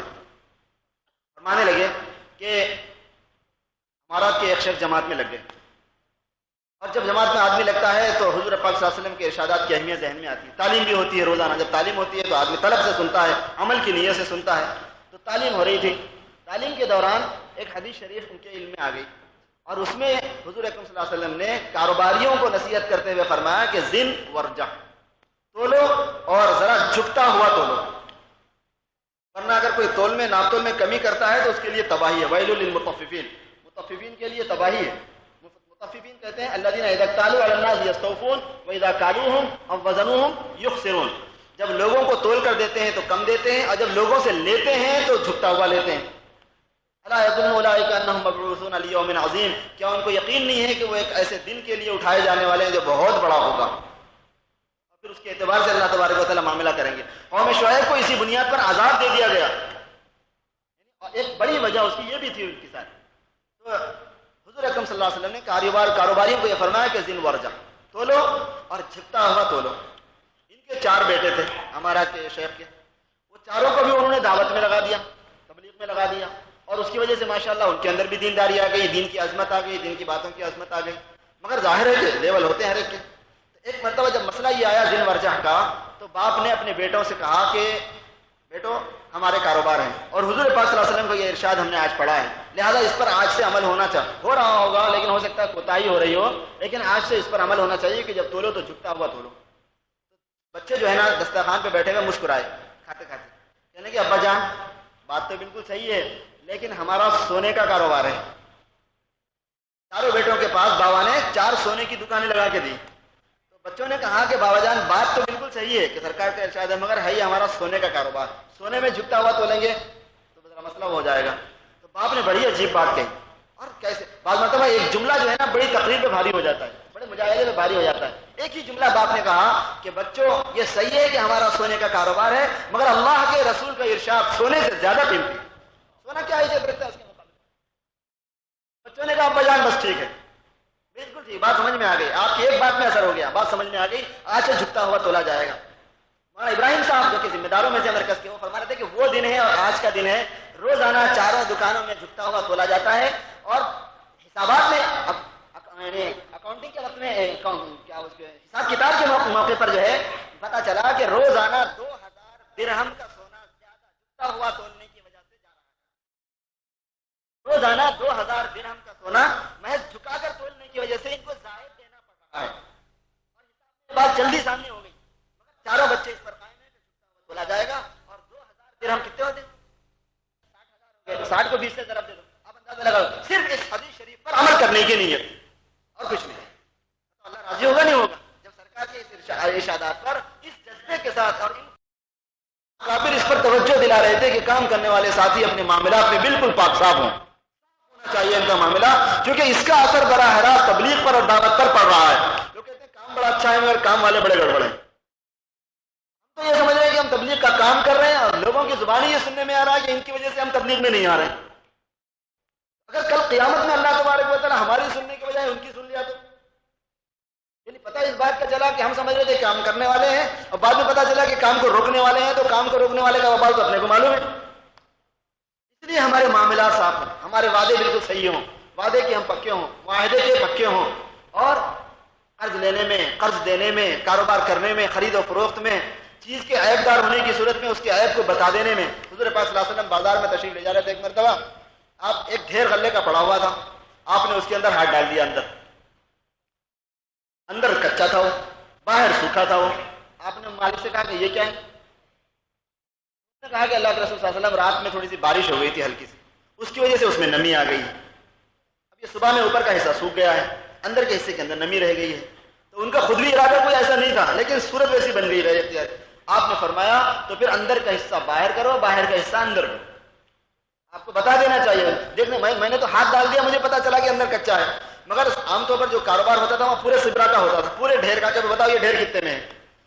یہ گیہوں کا ڈھیر ہے, یہ کھجور کا ڈھیر ہے, یہ مرچی کا ڈھیر ہے, یہ فلاں کا ڈھیر ہے, یہ پورا جو ڈھیر ہے لگا ہوا یہ پورا کتنے میں ہے؟ ایسے ہوتے تھے عام طور پر بازار میں, ایسی فروخت ہوا کرتی ہے ابھی بھی. اب دیکھ لینے والے کو کیا معلوم کہ اندر گیلا ہے اوپر سوکھا ہے. آپ کو چاہیے کہ اندر کا گیلا حصہ اوپر رکھیں اور سوکھا حصہ اندر کرتے جائیں, یا پھر فوراً بتا دیں کہ اندر گیلا ہے, تھوڑا سا رات میں بارش ہو گئی تھی, تاکہ وہ پھر دیکھ کے لے لے. آپ نے یہ فرمایا من غش فلیس منا, جو دھوکے کا کام کرے, جو عیب کو چھپا دے, اس کا ہم سے کوئی تعلق نہیں ہے. تو دین جو ہے جذب ہوا کرتا ہے. دین کی قبولیت کی استعداد ہوتی ہے دعوت کی محنت اصولوں کے ساتھ. اس لیے کرتے رہنا ہے کہ ہر شعبہ زندگی میں اللہ کا دین ہمارے اندر آ جائے, اور یہ محنت اس ترتیب پر ہو کہ حضور پاک صلی اللہ علیہ وسلم کی امت ہونے کی وجہ سے جو سارے عالم میں دین کی محنت کی ذمہ داری ہم پر ہے وہ بھی پوری ہوتی رہے. دیکھو کتنا کم خرچ بالا نشی, اور ایک کام دو کاج. اللہ نے کیا نظام کیا کہ اپنی تربیت کے نظام کے ساتھ ساتھ ساری دنیا کی ہدایت کا انتظام بھی اللہ نے اس میں رکھ دیا کہ تم دعوت کی محنت کرو, اپنے آپ کو بھی لگاتے رہو اس میں, اپنی جان لگاؤ, اپنا مال لگاؤ, اپنی جان و مال سے لگو. کیونکہ صحابہ کو حضور پاک صلی اللہ علیہ وسلم نے جان و مال دونوں سے مشغول فرمایا تھا اور اجتماعیت کے ساتھ میں مشغول فرمایا تھا. دین کی محنت کے لیے اجتماعیت کے ساتھ مشغول کیا اور جان اور مال دونوں کے ساتھ مشغول کیا. کبھی مال کا بھی مطالبہ کیا, کبھی صرف جان کا بھی کیا, دونوں کو, کبھی دونوں کو لگایا, دونوں میں سے کسی ایک کو لگایا, مگر ہر صحابی جان و مال دونوں سے حاضر تھے. دین کی محنت جو ہے نا پوری امت مسلمہ کو جان اور مال دونوں کو لگانے کے ساتھ کرنا ہے. متمول طبقے کی ایک بیماری ہوتی ہے, وہ یہ کہ اس کے پاس دین کی فہم بھی ہے, دین کی عظمت بھی, یہاں پہ دین کا کام ہونا چاہیے. بقیہ کوئی معاملہ آ گیا, لو بھائی یہ پیسے لو, چل دین کا کام کرو. پیسے دینے کی بنیاد پر دین کا کام کرنا ہر شعبے میں نہیں چلتا. خاص طور پر دین کی عمومی دعوت میں یہ چیز نہیں چلتی. مدرسوں میں چلتی یہ چیز, مسجدوں میں چلتی یہ چیز, عام رفاہی دوسرے کاموں میں چل سکتی ہے چیز, اور وہ بھی ایک مد ہے, ایسا بھی کرنا پڑتا ہے, ہم کو کرنا چاہیے, مال بھی دینا ہی دینا ہے, صرف مال بھی. لیکن یہ ہے کہ دین کی محنت میں سب دینی فضا بنے, دین کا مزاج بنے, دین کی استعداد آئے میرے اندر بھی دوسروں میں بھی. تو ایسا نہیں ہو سکتا کہ آپ مال لگائیں مزاج آپ کا بنے, ایسا نہیں ہو سکتا, یہ ترتیب نہیں ہے. اس کی مثال بڑی اچھی یہ ہے کہ آپ کو دعائے قنوت یاد نہیں, کسی سیٹ صاحب کو دعائے قنوت یاد نہیں, فکر ہوئی کہ بھئی یہ تو حناف کے بعد واجب ہے, بغیر اس کے نماز نقصان ہے, گناہ ہوتا ہے, یہ ہے وہ ہے. اس نے سوچا کہ بھئی دعائے قنوت یاد کر لینا چاہیے. سیٹ صاحب کو فرصت نہیں ہے, کاروبار بہت پھیلا ہوا ہے. امام صاحب کے پاس آئے, انہوں نے کہا کہ امام صاحب آپ کا قرآن پاک 1000 روپے آپ کے نذرانے ہیں, آپ برائے مہربانی میرے لیے دعائے قنوت یاد کر دیجیے. یعنی آپ کریں, یاد مجھے ہو جائے. 1000 روپے تو اس کے ٹھکانے لگ گئے, یعنی ایک اچھی جگہ پر چلے گئے. وہ جانا چاہیے ہمارے مذہبی طبقے کی, ہم اگر مالی خدمت اور کون کرے گا, ضروری ہے. اور ان کے اخراجات کا تکفل ہمارے فرائض میں سے ہیں. جیسے پوری دنیا بھر کے اخراجات ہمارے ہیں, ایسے یہ بھی اخراجات ہمارے ہیں, نہیں پڑے گا. مگر سیٹ صاحب کو دعائیں قنوت یاد نہیں ہو سکتی. اگر ہم یہ چاہیں کہ ہر فرد میں دین آئے, امیر میں بھی, غریب میں بھی, سیٹ میں بھی اور غریب میں بھی, اور عاجل مستاجر میں بھی, تاجر میں بھی, اور حاکم میں بھی اور محکوم میں بھی, اور طبقات کے اندر سب لوگوں کے اندر دین آئے, مردوں میں بھی اور عورتوں میں بھی, تو سب کو دین کی محنت کرنی پڑے گی. صلی اللہ علیہ وسلم کی ترتیب ہے, آپ نے یہی بتایا. سب کو اللہ کے راستے میں نکلنا ہے, اپنے مال کو لے کر نکلنا ہے, اپنا مال لگانا ہے. اور یہ جو مال لگے گا یہ بھی خوش نصیبی کی علامت, یہ جو جان لگے گی یہ بھی خوش نصیبی کی علامت. جو خوش نصیب ہوتا ہے اس سے اللہ پاک اپنے دین کا کام لیتے ہیں. خوش نصیبوں سے اللہ تبارک و تعالیٰ دین کی خدمت لیتے ہیں. ان کا مال بھی انہی کا قبول کیا جاتا ہے جو خوش نصیب ہوں, اور جان بھی, وقت بھی انہی کا لیا جاتا ہے جو خوش نصیب ہوں. اور قرآن پاک میں اس کا بیان موجود. ان کا تذکرہ کرتے ہوئے اللہ تبارک و تعالیٰ نے صاف طور پر اس بات کو ارشاد فرمایا ہے ایک جگہ پر کہ ہم منافقین کو اللہ کے اپنے راستے میں نکلنے کی توفیق ہم نے نہیں دی. پہلے تو ان کی پکڑ کی کہ تم کیوں نہیں گئے, اور پکڑ کی کہ یہ بیماری ہے ان کے دلوں میں اس لیے یہ نہیں نکل رہے ہیں. لیکن اس کے بعد آخر میں یہ فرما دیا ولیکن کریہ اللہ بعاثہم, اللہ ہی کو ان کا اٹھنا پسند نہیں آیا, یہ کم وقت اٹھے نہیں, ہمارے مبارک کام میں یہ منحوس ہاتھ لگے نہیں. سمجھ رہے ہیں؟ ہمارے مبارک کام میں یہ منحوس ہاتھ لگے ہی نہیں. اللہ تبارک و تعالیٰ کی ترتیب ایک وہ بھی ہے میرے دوستو. کام کی توفیق ہونا بہت بڑی نعمت ہے، اور کام کی توفیق کسی وجہ سے نہ ہونا یہ سزا کی شکلوں میں کی ایک شکل بھی ہے. سزا کی شکلوں میں کی ایک شکل ہے. اپنے اعمال کا محاسبہ، اللہ تبارک و تعالیٰ سے استغفار، ندامت، شرمندگی اور دعاؤں کا اہتمام کہ یا اللہ آپ ہمیں محروم نہ فرمائیے، آپ ہم سے کام لیجیے، آپ ہمیں قبول فرمائیے. اس وجہ سے نہیں کہ ہمارے اندر کوئی صلاحیت ہے، بلکہ اس وجہ سے کہ ہماری قسمت ہو جائے، ہم چمک جائیں، آپ ہم سے راضی ہو جائیں گے. آپ صلاحیت والوں سے بھی لیتے ہیں، آپ بے صلاحیت والوں سے بھی لیتے ہیں. کام لینے کے اوپر جب آتے ہیں اللہ پاک تو صلاحیت اور بے صلاحیت کی بات نہیں ہے، بلکہ جس سے کام لینا ہوتا ہے پھر اس میں صلاحیت بھی دے دیتے ہیں. محمد عمر صاحب دامت برکات رحمۃ اللہ علیہ کی خدمت میں ایک صاحب آئے، کہنے کہ صاحب میرے اندر کوئی صلاحیت ہی نہیں ہے، آپ میرے کو بول رہے ہیں کہ یہ کام میں لگ جاؤ تو میں کیا کر سکتا ہوں؟ تو عجیب مثال دی. فرمایا کہ بھائی جب فوج میں آدمی کو بھرتی کیا جاتا ہے تو وہ ٹرینڈ ہوتا ہے یا ان ٹرینڈ ہوتا ہے؟ اس کے پاس کچھ صلاحیت ہوتی ہے دشمن سے لڑنے کی یا نہیں ہوتی؟ تو کہنے کہ اس کے پاس ہے. اس کو تو بھرتی کرنے کے بعد میں بھگاتے روزانہ 6 میل اور کام لگاتے، پہاڑوں پہ چڑھنے لگاتے، نشانہ بازی سکھاتے، یہ کراتے وہ کراتے، ساری چیزیں تو بھرتی کر لینے کے بعد ہوتے. فرمایا بس تم اس میں بھرتی ہو جاؤ، بس تم اس میں بھرتی ہو جاؤ، وہ جتنا کام لینا ہے اتنی استعداد دیتے چلے جائیں گے. بعض مرتبہ ایسا اسٹوڈنٹ، ایسا ساتھی، ایسا نوجوان جو خود بھی اپنے کو کچھ نہیں سمجھتا، دوسرے بھی اس کو کچھ نہیں سمجھتے، اور ویسا ہی اصل میں قیمتی بھی ہوتا ہے. مگر جناب والا اللہ نے ایسے بڑے بڑے کام اسے لیے کہ ہزاروں انسانوں کی ہدایت کا وہ ذریعہ بن گیا، ہزاروں انسانوں کی ہدایت کا ذریعہ بن گیا.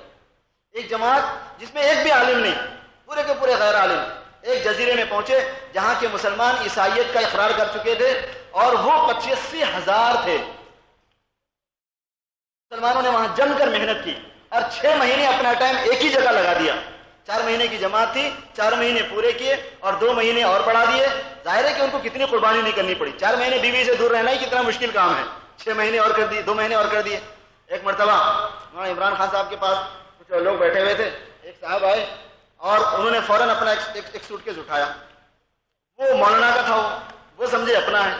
تو مولانا عمران خان صاحب رحمۃ اللہ علیہ نے فرمایا، جو پرانے ساتھی ہیں وہ سب جانتے ہیں کہ یہ بھوپال کے بڑے بزرگ گزرے ہیں، ندوۃ العلماء کے ناظم رہ چکے ہیں، جامعہ ازہر کے فارغ تھے، تبلیغ کے ذمہ دار تھے بھوپال کے، اور بہت عجیب و غریب آدمی تھے. تو ان کے مزاحی بھی تھے طبیعت کے. تو ان کی خدمت میں وہ بیٹھے ہوئے تھے، وہاں پہ 2-3 اٹیچیاں رکھی ہوئی تھیں. ایک صاحب آئے، انہوں نے ایک اٹیچی اٹھائی. مولانا نے فرمایا ارے بھائی کس کی اٹھا رہے ہو ذرا دیکھو. کہنے لگے نہیں مولانا یہ تو میری ہے. ارے بھائی دیکھ تو لو بندے خدا کے. نہیں میری ہے، میں نے دیکھ لیا. بندے خدا کے کھول کے تو دیکھ، کہیں تیرے سامان کے بجائے کسی اور کا سامان نکلے. اس نے جو کھول کے دیکھا تو اس میں مولانا کا سامان. ارے مولانا معاف فرما دیجیے، میری یہ بالکل دونوں ایک ہی قسم کی ہیں، اس وجہ سے میں یہ لے کے جا رہا تھا. تو مولانا نے مذاق میں فرمایا کہ بھائی تم جماعت سے واپس جا رہے ہو؟ کہنے لگے ہاں. کتنے دن ہو گئے؟ تو بولے 40 دن ہو گئے. ارے 40 دن؟ ہمارا یہ حال 4 مہینے میں ہوتا ہے، تمہارا یہ حال 40 دن میں ہو گیا. ایک کا سامان دوسرے کا بول کے اٹھا لے رہے ہیں. یعنی آدمی بیوی بچوں کی اس میں طلب میں ایسا ہو جاتا ہے کہ اس کو یہ نہیں پتا چلتا کہ اپنی سوٹ کیس اٹھا رہا یا دوسرے کی اٹھا رہا. تو بیوی بچوں کو چھوڑنا کم مجاہدہ نہیں ہوتا، واقعتاً بڑا مجاہدہ ہوتا ہے. بیوی کی جدائی کو برداشت کرنا، گھر کے آرام کو قربان کرنا، مگر اللہ کے راستے کی محنت کی ایک لذت ہوتی ہے میرے دوستو، وہ لذت ان سب پہ بھاری ہے. صحابہ کرام کو دین کی محنت کی لذت اور دین کی لذت، اللہ کی محبت کی لذت، اللہ کے رسول کی محبت کی لذت، ان کے پیغام کو دنیا میں پہنچانے کی لذت سے ایسی آشنائی ہوئی تھی کہ وطنوں کو انہوں نے چھوڑ دیا، جائیدادوں سے بے جائیداد ہو گئے. بیوی بچے اگر ساتھ آ گئے تو فبیہا ونعمت، ورنہ بیوی بچوں کو چھوڑ دیا.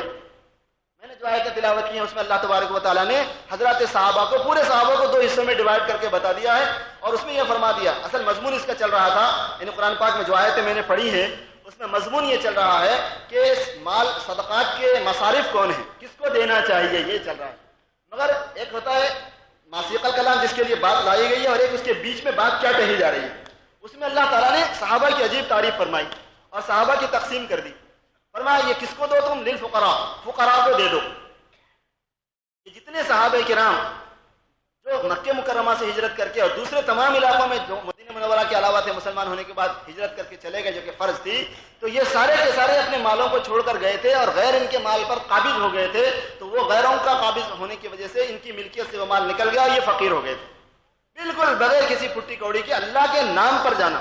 ایک ہے زبردستی کسی کو ریفیوجی بنا دینا. تو یہاں سری لنکا میں جانا ہوا تھا، تو کئی سال پہلے کی بات ہے. تو جناب والا وہاں سے تقریباً لاکھوں مسلمانوں کو صرف ان کے جسم کے کپڑوں کے ساتھ اور 250 روپیوں کے ساتھ میں نکال دیا گیا تھا. پورا یہاں سے وہاں تک کیمپس پڑے ہوئے تھے، ریفیوجی کیمپس جس میں جا کے جماعت کام کر رہی تھی، لاکھوں کی تعداد کے اندر ہے، اس میں بڑے ہیروں کے کاروبار کرنے والے، بڑے بڑے ٹریکٹر جن کے پاس ہیں، 20-20 25-25 ملازمین جس کے پاس کام کرتے تھے، ان کو 2 جوڑے کپڑوں، 1 جوڑا کپڑے کے ساتھ اور 250 روپے کے ساتھ میں نکلنے پر مجبور کر دیا گیا۔ ایک ہوتی ہے ایسا مجبوری کا مجاہدہ، اور ایک ہوتا ہے اختیاری مجاہدہ دین کے لیے، اس پر بھی ثواب ہے اگر آفت آ جائے غیر اختیاری طور پر، اس پر ثواب نہیں ہے، یہ بات نہیں ہے، مگر دین اس میں نہیں پھیلا کرتا۔ دین پھیلا کرتا ہے جب آدمی اپنے اختیار سے دین پھیلنے کی نیت سے مجاہدہ کرتا ہے، اور وہ یہ صحابہ کرام نے دین کو اختیار کرنے کی خاطر چھوڑ دیا تھا، فقیر ہو گئے، حالانکہ کیسے بڑے بڑے مالدار صحابہ تھے۔ اللہ نے فرمایا للفقراء، ان فقراء کو دو، المہاجرین جو ہجرت کر گئے، ہجرت کرنے والے ان فقراء کو دینا ہے۔ تو صحابہ جنہوں نے ہجرت کی تھی مہاجر تھے، اور اتنی ہجرت کی تھی کہ انہوں نے وطن کو تو چھوڑا ہی چھوڑا، ہر چیز کو چھوڑنے کی وجہ سے وہ فقیری ہو گئے۔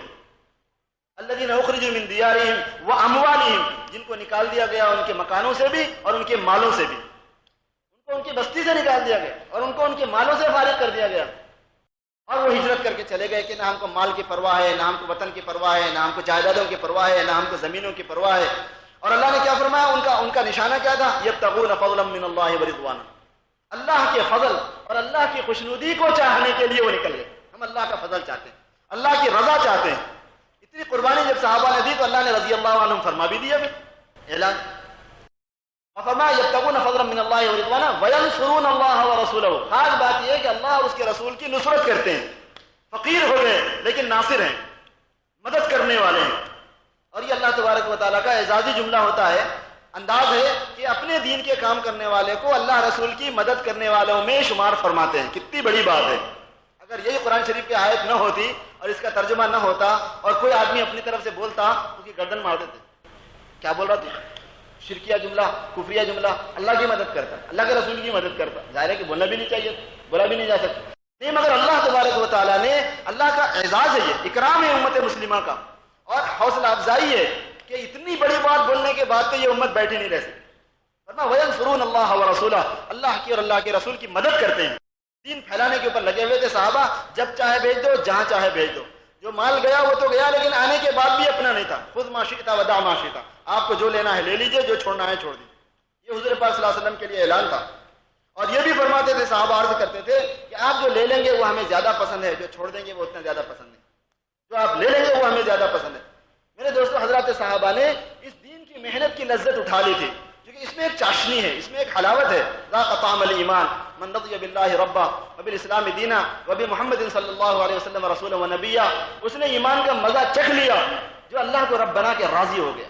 تو معلوم یہ ہوا کہ ایمان میں ایک حلاوت ہے، ایک مٹھاس ہے، اسلام کو دین بنا کے راضی ہو گیا، حضور پاک صلی اللہ علیہ وسلم کو اپنا رسول بنا کے خوش ہو گیا کہ بس مجھے یہ بس ہے، سرکار میرے رسول ہیں، وہی میرے آئیڈیل ہے، وہی ان کی زندگی میرے لیے اسوہ ہے، مجھے اور کچھ نہیں چاہیے، نہ کوئی کلچر، نہ کوئی تہذیب، نہ کوئی ثقافت، نہ کوئی ترقی یافتگی، کچھ نہیں چاہیے، سب سے زیادہ ترقی یافتگی یہی ہے میرے لیے۔ یہ مطلب ہے محمد صلی اللہ علیہ وسلم کو رسول بنا کے راضی ہونے کا، کہ پھر اس کے بعد میں آدمی ہر چیز میں حضور صلی اللہ علیہ وسلم کو سامنے رکھے، نہ کہ کسی اور کو سامنے رکھے، سامنے کسی اور کو رکھے، اور رضیت باللہ ربا وبالاسلام دینا وبمحمد صلی اللہ علیہ وسلم رسول ونبیا بھی بولتا رہے، اپنی بات میں جھوٹا ہو جائے گا آدمی، نہیں بولے بھی اور بول کے جو خوش ہو جائے، یہ نہیں کہ زبردستی لے، خوشی کے ساتھ لے لے۔ حضور نے فرمایا کہ ایمان کا مزہ اس کو مل جائے، ذاق طعم الایمان، اور ایمان میں مزہ ہے، ایمانی اعمال میں مزہ ہے، ایمان کی محنت میں مزہ ہے، ایمان کی دعوت میں مزہ ہے، ایمان کی دعوت میں، ایمان کی محنت میں جب مشقتیں آتی ہیں تو مشقتوں میں مزہ آتا ہے، مشقتوں میں لذت ہے، اس کی بھوک میں لذت ہے، اس کی پیاس میں لذت ہے، اس کی گرمی میں لذت ہے، اس کی وجہ سے اگر مچھر کاٹتے ہیں تو اس میں لذت ہے، اس کی وجہ سے اگر کنکر پہ سونا پڑتا ہے تو اس میں لذت ہے، اس میں ایک حلاوت ہوتی ہے۔ اللہ کے نام میں لذت ہے میرے دوستو، کام میں کیسے لذت نہیں ہوگی، نام میں لذت ہے، ان کا نام بڑا لذیذ ہے۔ حضرت مولانا فضل الرحمان صاحب گنج مراد آبادی رحمۃ اللہ علیہ کے حالات میں حضرت شیخ نے لکھا ہے، سنا یا حضرت مولانا عبد الرحیم صاحب رحمۃ اللہ علیہ کا واقعہ لکھا ہے کہ جب وہ یاد اللہ کا ذکر کرتے تو منہ ان کا میٹھا ہو جاتا، اللہ کا نام لیتے تو منہ میٹھا ہو جاتا، اور یہ فرماتے کہ تم سمجھتے ہوں گے کہ یہ اصطلاحی لفظ ہے کہ میٹھا ہو جانا اچھے لفظ کو بولا جاتا ہے، نہیں، بولے سچ مچ میرے منہ میں مٹھاس پیدا ہو جاتی ہے، سچ مچ میرے منہ میں مٹھاس پیدا ہو جاتی ہے۔ اتنی محبت سے، اتنے پیار سے اللہ کا نام لیتے تھے کہ اس کی جو مٹھاس روحانی ہے وہ فزیکلی طور پر محسوس ہونے لگتی تھی، مادی طور پر ان کے منہ میں آ جایا کرتی تھی۔ اللہ کا نام بڑا میٹھا ہے، اس میں مٹھاس ہے، اللہ کا کام بڑا میٹھا ہے، مگر اس لذت سے آشنا ہونے کے لیے ایمان کی ضرورت ہے، ایمانی کیفیت چاہیے میرے دوستو، اور جب یہ چیز آتی ہے تو پھر آدمی دیوانہ وار اللہ کے راستے میں دور اور دیر کے لیے نکلنے تیار ہو جاتا ہے. 4 مہینے کیا چیز ہے، اس سے زیادہ آدمی لگا دیتا ہے، سال لگا دیتے ہیں، 2 سال لگا دیتے ہیں، عمریں گزار دیتے ہیں کہ بھئی ہم تو اللہ کے دین کے واسطے وقف ہیں، ہمیں کچھ اور کام نہیں چاہیے. اتنا بڑا اعزاز ہے، مال لگ گیا ہمارا، یہ ہماری خوش نصیبی ہے، جان لگ گئی ہماری خوش نصیبی ہے. تو میں سنا رہا تھا کہ جماعت نے 4 مہینے کے بجائے 6 مہینے کر لیے. حالانکہ 6 مہینے کرنا کوئی معمولی بات نہیں ہوتی ہے، اور کیسی کیسی قربانیاں دینی پڑتی ہیں، کتنے لوگوں سے قرضہ لینا پڑتا ہے، بعض مرتبہ سٹ ہوتا پیسے ہوتے، بعض مرتبہ نہیں ہوتے، مگر ایک دن کی محنت کا شوق ہوتا ہے آدمی کو. انہوں نے اور 2 مہینے بڑھا دیے، 6 مہینے کر دیے. 6 مہینے کی مدت میں 85,000 عیسائی ہو جانے والے مسلمانوں کو دوبارہ مسلمان بنا دیا. بڑی بات ہوئی نہیں ہوئی، یہ چھوٹی بات ہے، یہ ایک بھی عالم نہیں ہے اس میں. تبارک و تعالیٰ کیسوں سے کام لے لیتا ہے کچھ نہیں کہہ سکتے، علاقوں کو نواز دیتا ہے. ہزاروں انسانوں کی ہدایت کا ذریعہ بن رہے ہیں نوجوان. یہ اسٹوڈنٹس جو کالجز میں پڑھنے والے، یونیورسٹیز میں پڑھنے والے، جو جامعات الاسلامیہ کے پڑھنے والے علماء ہیں، وہ بھی بڑے کام کر رہے ہیں، ان کی بھی خدمات ہیں، وہ بھی کر رہے ہیں. لیکن دین کی محنت کا جو عنوان ہے اس میں عالم و جاہل کی تخصیص نہیں ہے، صرف کام کی نوعیت کی صورتیں بدلی ہوئی ہیں. ظاہر ہے کہ ہم دین کی تفصیلات بتانے کے لیے ذمہ دار ہے نہیں، ہمارا بس بھی نہیں ہے، ہم کرنے کو جائیں گے تو اندھے منہ گریں گے. اور اسی وجہ سے جو جاہل ہو کے دین کی تفصیلات بتانے کی ذمہ داری لیتا وہ ہمیشہ خود بھی گمراہ ہوتا، دوسروں کو بھی گمراہ کرتا. وہ تو عالموں کا کام ہے، حلال حرام کی تفصیلات بتانا، جائز ناجائز کی تفصیلات بتانا، قرآن پاک کی تفسیر کرنا، حدیث شریف کی تفسیر کرنا، بخاری کا درس دینا، قرآن کا درس دینا. یہ غیر عالم کا کام نہیں ہے، یہ عالموں کا کام ہے. اور غیر عالم کے قرآن کے حدیث کے درس میں بیٹھنا گناہ ہے. اور یہ مفتی شفیع صاحب رحمۃ اللہ علیہ نے اپنی تفسیر معارف القرآن میں حضرت ابن عباس رضی اللہ تعالیٰ عنہ کا ملفوظ نقل فرمایا ہے. اور اس آیت کی تفسیر میں نقل فرمایا وَإِذَا رَأَيْتَ الَّذِينَ يَخُوضُونَ فِي آيَاتِنَا فَأَعْرِضْ عَنْهُمْ حَتَّى يَخُوضُوا فِي حَدِيثٍ غَيْرِهِ. چھٹے پارے کی آیت ہے. اس آیت چھٹے پارے کی یا پانچویں پارے کی آیت کی تفسیر میں مفتی شفیع صاحب نے اس مضمون کو بیان فرمایا ہے کہ دین کی تفصیل، قرآن کی تفصیلات، حدیث کی تفصیلات اگر کوئی غیر مستند عالم بیان کر رہا ہو تو اس کا بیان کرنا کتنا غلط ہوگا کہ اس میں بیٹھنا گناہ ہے. وہ کام ان کا ہے. اسی وجہ سے وہ عالموں کے کام کی نوعیت تو بدلی ہوئی ہے. عالموں اور ہمارے لیے دین کی محنت کی نوعیت میں یہ ہے کہ دین کی محنت سب کے لیے. اسی وجہ سے ہمارے لیے لمیٹیشن ہے کہ بھئی ایمان کی بات کرو، نماز کی بات کرو، علم کی بات کرو، علم کی طلب اور ذوق کی، اور ذکر کی بات کرو، اخلاق کی بات کرو، اخلاص کی بات کرو، اور دین پھیلنے کے لیے جان و مال لگانے کی بات کرو. اس میں کوئی اختلاف نہیں کر سکتا. اور ایسا سیف طریقہ پورے مسلمانوں کو جوڑنے کا، یہ کام مسلمانوں کو جوڑنے کا ہے. یہ اجتماعیت والا کام ہے، یہ توڑنے کا کام نہیں ہوتا، فرقہ بندی کا کام نہیں ہے. یہ مسلمانوں کو جوڑنے کا کام ہے. یہی وجہ ہے کہ اس کام نے ساری دنیا کے مسلمانوں کو جوڑا ہے ایک پلیٹ فارم سے. آپ کسی کام میں یہ خصوصیت نہیں دیکھ سکتے بھی. پوری دنیا میں آل ورلڈ پیمانے پر ایک نوعیت کے ساتھ میں ایک امیر کے، آپ کے ہندوستان کے امیر کے ساتھ، ظاہر ہے کہ یہاں کے نظام الدین کے جو سرپرست ہیں وہی امیر ہیں. پوری دنیا کے اندر رشیا میں چلے جاؤ، چائنا میں چلے جاؤ، جاپان میں چلے جاؤ، آسٹریلیا میں، امریکہ میں، افریقہ میں، انڈونیشیا میں، کسی بھی ملک میں آپ جاؤ، ہزاروں کی تعداد میں، تھائی لینڈ میں، اور جناب آئیلینڈ، جتنے ایسے یہ ہیں آئی لینڈ ہیں پورے کے پورے، یہ سب کے سب اللہ تبارک و تعالیٰ ان میں کام اس دعوت کی محنت کو چلا دیا ہے. اور سرپرستی نظام الدین کی ایک سطح پر، ایک پورے عالم کا مسلمان، کیونکہ یہ کام ہے جوڑنے کا. اس کے اندر جو حکمت اختیار کی گئی وہ عالمانہ اور محققانہ بصیرت جو قرآن حدیث سے مستفاد ہے وہ لی گئی کہ بھئی عوام کو اس میں الجھانے کی ضرورت ہے، امت کو تو جوڑنے کی ضرورت ہے. آپسی اختلافات کو ختم کرنے کے واسطے یہ ہے، ان سے بچنے کے واسطے مسائل میں دخل مت دو. تمہارا کام ہی نہیں ہے مسائل میں دخل دینے، فتوے دینے کی کوشش مت کرو. مسئلے کی بات آ گئی علماء سے پوچھ لو. اور مسلمانوں کے علاوہ دوسری چیزوں، دوسروں کے ذرے سے اپنے کو بچانے کے واسطے یہ ہے کہ سیاست میں دخل مت دو. سیاسی بات مت کرو، اپنی مجلسوں میں مسائل پہ بات مت کرو. فضائل اعمال کی تعلیم کرو اجتماعی طور پر، انڈیویجولی طریقے پر آپ مسائل کے اوپر کام کر لو، کتاب خود پڑھ لو، عالموں سے پوچھ لو. اجتماعی طور پر فضائل اعمال کی تعلیم ہوگی. بیرونی شر سے بچنے کے واسطے سیاست میں بات نہیں بولنا، اندرونی شر سے بچنے کے واسطے مسائل میں بات نہیں بولنا. اور جو باتیں بولنے کی ہیں وہ امت میں غیر اختلافی ہیں، اور اس میں اتنی آسانی ہے کہ سب کر سکتے ہیں. میرے دوستو سب محنت کر سکتے ہیں. کیا عجیب اللہ کی حکمت ہے. اور اس زمانے میں اللہ تبارک و تعالیٰ کا ایک فیضان ہے یہ، جس کو ربانی لہر کہتے ہیں. ربانی لہر کا مطلب یہ ہوتا ہے کہ صدیوں میں کبھی ایسا ہوتا ہے کہ اللہ پاک ایک عمومی نوازش کے طور پر کوئی چیز چلا دیتے، لے لو، لوٹ لو. بولتے نہیں میاں گنگا بہ رہی ہے ہاتھ دھو لو. بلکہ اللہ نے ویسی شکل بنا دی کہ ربانی لہر کے ذریعے سے ساری دنیا میں عوام، خواص، غریب، امیر، تاجر، مستاجر، عالم، جاہل، سب کے لیے ایک حضور پاک صلی اللہ علیہ وسلم کے کام کی نوعیت عام فرما دی کہ ہر کوئی اس میں شریک ہو سکتا ہے. جاہل سے جاہل اس میں شریک ہوتا ہے، گونگا اس میں شریک ہو سکتا ہے. ہمارے پاس طارق جمیل صاحب آئے ہوئے تھے پڑوس کے, وہ بتا رہے تھے کہ ہمیں گنگوں کے پاس, ہم نے گنگوں کو جوڑا ایک مرتبہ, ان سے کہا کہ تم جماعت میں نکلو, انہوں نے کہا کہ ایسا نکلنا اشارہ ظاہر ہے ان کی ہم سمجھتے ہیں کہ گنگے کو بات نہیں آتی, مگر گنگے کو انٹرنیشنل لینگویج آتی ہے, ساری دنیا بھر کی زبان وہ بولتا ہے, چونکہ اشارہ تو سب جگہ ہی چلتا ہے.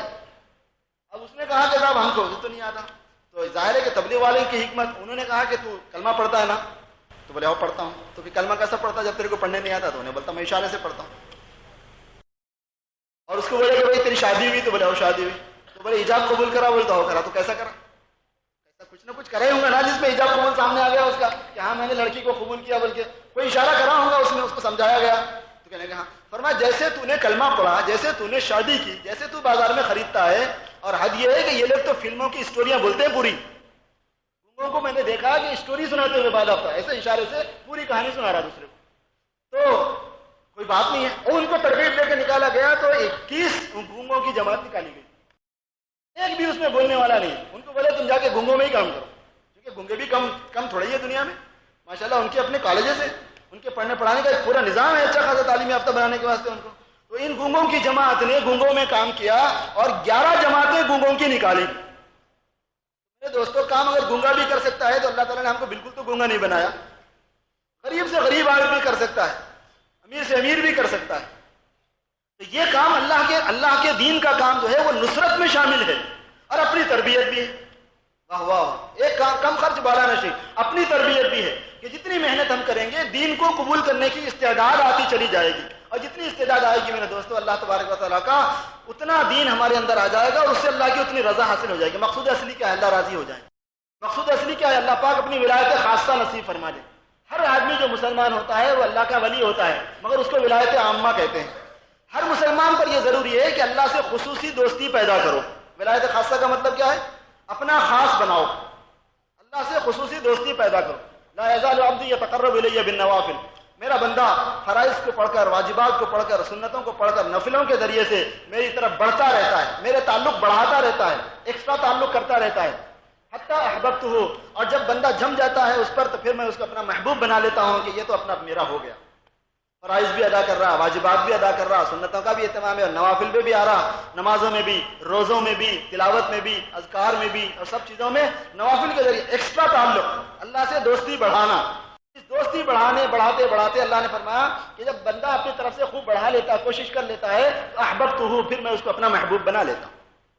فاذا احببتہ فكنت سمعه الذي يسمع به وبصره الذي يبصر به, جب میں اس کو اپنا محبوب بناتا ہوں تو پھر میں اس کا کان ہو جاتا ہوں جس سے وہ سنتا ہے, پھر میں اس کی آنکھ ہو جاتا ہوں جس سے وہ دیکھتا ہے, پھر میں اس کی زبان ہو جاتا ہوں جس سے وہ بولتا ہے.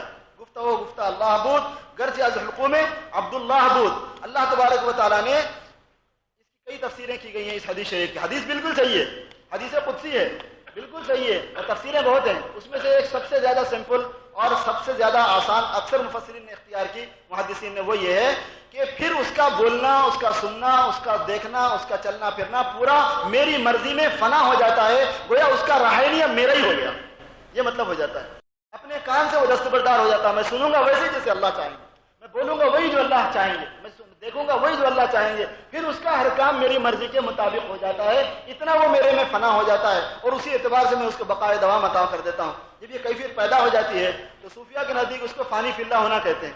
جب آدمی اپنے نفس سے فانی ہو جاتا ہے اور اللہ کی مرضیات کے مطابق عمل کرنے لگتا ہے تو پھر اس کو باقی باللہ کہتے ہیں. اللہ تبارک و تعالیٰ سے کی رضا کے ساتھ آدمی باقی ہو جاتا ہے, اور یہی آدمی کی ہمیشہ کی زندگی کے لیے ہے. اصل ہے اللہ تعالیٰ سے خصوصی دوستی, جس کا نام ہے ولایت خاصہ. اس کے واسطے آدمی کو کام کرنا پڑتا ہے. تو اس دعوت والے کام میں میرے دوستو اس لیے لگنا ہے کہ دینداری آئے اور کمال دینداری آئے, ولایت آئے اور ولایت خاصہ آئے, اللہ کی نسبت خاصہ حاصل ہو جائے. اس کے لیے لگے رہنا پڑتا ہے ہم کو, اور اسی وجہ سے اس میں یہ بات ہے کہ تبلیغ والے کو کام میں لگے رہنا پڑے گا.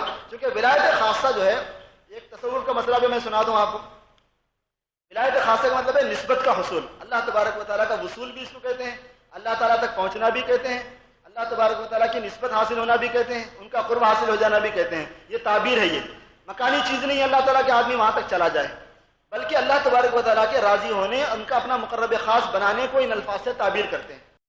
یہ جو نسبت کا حصول ہوتا ہے یہ موہوب ہے, یعنی بندہ مقصوب نہیں ہے, کسب نہیں کر سکتے, اس کا اللہ کی طرف سے دی جاتی ہے. لیکن اس کے جو اسباب ہیں ان کا کسب کیا جاتا ہے، نسبت کے اسباب کا کسب کیا جاتا ہے. خود نسبت خاصہ جو اللہ تعالیٰ کی ہے، جس کے واسطے دعوت تبلیغ میں عمر بھر کے لیے لگے رہنا ہے، وہ مقصود وہ ہم کما نہیں سکتے. جب بندے کے مخلص ہونے کو اللہ دیکھ لیتے ہیں اور بندہ محنت بھی کرتا رہتا ہے، مجاہدہ بھی کرتا رہتا ہے، نفس کی کٹائی پٹائی بھی کرتا رہتا ہے، تو وہ دے دیتے ہیں، اپنا محبوب بنا لیتے ہیں. ان کی طرف سے محبوب بنایا جاتا ہے، وہ نسبت خاصہ ان کی طرف سے آتی ہے. یہ جو نسبت خاصہ ان کی طرف سے آتی ہے، یہ چونکہ ہمارے قبضے میں نہیں ہے، ان کے قبضے میں ہے، تو وہ کب دیں گے نہیں معلوم، وہ کبھی بھی دے سکتے ہیں. کسی کو تھوڑا کام لگا کے، کسی کو زیادہ کام لگا کے، کسی کو ایک وقت 4 مہینے میں دے دیں گے، کسی کو 10 مرتبہ 4 مہینے لگوا دیں گے، ان کی مرضی ہے. اور وہ تو وہ اتنی بڑی قیمتی چیز ہے میرے دوستوں کہ اگر ہزاروں مرتبہ 4 مہینے لگا کر بھی مل جائے تو سستی ہوتی ہے. پوری عمر جھونک کر اللہ کی نسبت خاصہ مل جائے تو وہ بھی سستی ہوتی ہے. وہ ان کی شان ہی ویسی ہے. جو ان کے ولایت خاصہ میں شامل ہو گیا، بتاؤ اس کی کیسی عجیب شان ہوگی. الا ان اولیاء اللہ لا خوف علیہم ولا هم يحزنون الذين آمنوا وكانوا يتقون. اولیاء اللہ کی شان یہ ہوتی ہے کہ نہ ان کو کوئی خوف ہوگا، نہ ان کو کوئی رنج ہوگا، بس اللہ تبارک و تعالیٰ کی رضا میں وہ، اور اللہ تبارک و تعالیٰ ان کو راضی کرنے میں. رضی اللہ عنہ ورضوا عنہ راضیۃ مرضیۃ، ادھر سے بھی رضا ادھر سے بھی رضا، ان کی شان ہی دیگر ہے. تو اللہ تبارک و تعالیٰ نے اولیاء اللہ کی کیسی شان بنائی. تو اس ولایت کو حاصل کرنے کے لیے اس کا یہ مطلب نہیں ہے کہ اپنے جو پرانے بزرگ ہیں ان کا مقابلہ کرنے کو ہم جا رہے ہیں یا ان کا مقابلہ ہم کر سکتے ہیں. خدا نہ خواستہ یہ کہنا مقصود نہیں ہے. مقصد یہ ہے کہ یہ ایک لائن ہے، کیونکہ نبوت کا دروازہ بند ہوا، ولایت کا بند نہیں ہوا، ولایت کے کسی درجے کا بند نہیں ہوا.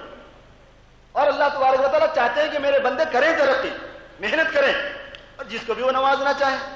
حضرت جنید بغدادی حضرت شبلی کے بارے میں، حضرت شبلی کے بارے میں یہ ہے کہ جب ان کا انتقال ہو گیا تو کسی نے خواب میں ان کو دیکھا اور پوچھا کہ حضرت آپ کے ساتھ اللہ نے کیا معاملہ کیا. یہ کوئی شرعی دلیل نہیں ہے، مگر خلاف شریعت بھی نہیں ہے اس قسم کی باتیں، یہ اصولی بات ہے. تو ان سے پوچھا گیا کہ اللہ نے آپ کے ساتھ کیا معاملہ کیا. تو انہوں نے فرمایا کہ اللہ نے کرم فرما دیا، معاف فرما دیا، بخش دیا. اور فرمایا بڑی عجیب بات یہ ہے کہ ہم سے زیادہ مرتبہ ہمارے پڑوس والے کو دیا گیا جس کو کوئی جانتا بھی نہیں. کہ بھئی یہ کیا قصہ ہے، کون صاحب ہے وہ؟ تو فرمایا کہ وہی جو ہمارے پڑوس میں ہے، جس کے بیوی بچے ہیں، جو بیچارہ کسی کو جانتا پہچانتا بھی نہیں کہ یہ اتنا بڑا اللہ کا ولی ہے. ہوا یہ ہے کہ وہ ہمیشہ میرے معمولات کو اور میرے بارے میں لوگوں کے حسن ظن کو، میرے کمالات کے بارے میں سن کے یہ تمنا کرتا تھا کہ اے اللہ اگر تو مجھے فرصت دے تو میں بھی ایسے ہی ذکر فکر کروں تیرا، اور ایسے ہی تیرے لیے مراقبے کروں، ایسے ہی تیرے لیے مجاہدے کروں جیسے یہ کرتے ہیں. حضرت جنید کا قصہ ہے، حضرت شبلی کا قصہ ہے، جیسے یہ کرتے ہیں. اس تمنا میں رہتا تھا اور بھولتا رہتا تھا اور حلال طریقے سے کما کے فرائض اور واجبات اور سنتوں پر عمل کرتا تھا. زائد مجاہدے جیسے حضرت شبلی جنید وغیرہ کرتے تھے ویسے نہیں کرتا تھا. مگر یہ اس کو تمنا رہتی تھی، اللہ سے دعا کرتا تھا کہ یا اللہ اگر میرے کو موقع ملا تو میں بھی تیرے لیے ایسا کچھ کرنا چاہتا ہوں. کر نہیں سکا، اسی میں انتقال ہو گیا. اللہ تبارک و تعالیٰ نے فرمایا کہ تو اپنی نیت میں سچا تھا، موقع تجھے نہیں ملا، لہذا جتنا جنید شبلی نے کیا وہ تیرے کو دیتے ہی دیتے ہیں، اور جو حلال کمائی کر کے بیوی بچوں کو پالتا تھا وہ بھی دیتے ہیں. اس میں آگے بڑھ گیا، یہ بھی لے لیا وہ بھی لے لیا. اللہ کی دین ہے، اللہ کی دین ہے. تو ولایت جو ہوتی ہے میرے دوستو اللہ کی طرف سے ملتی ہے.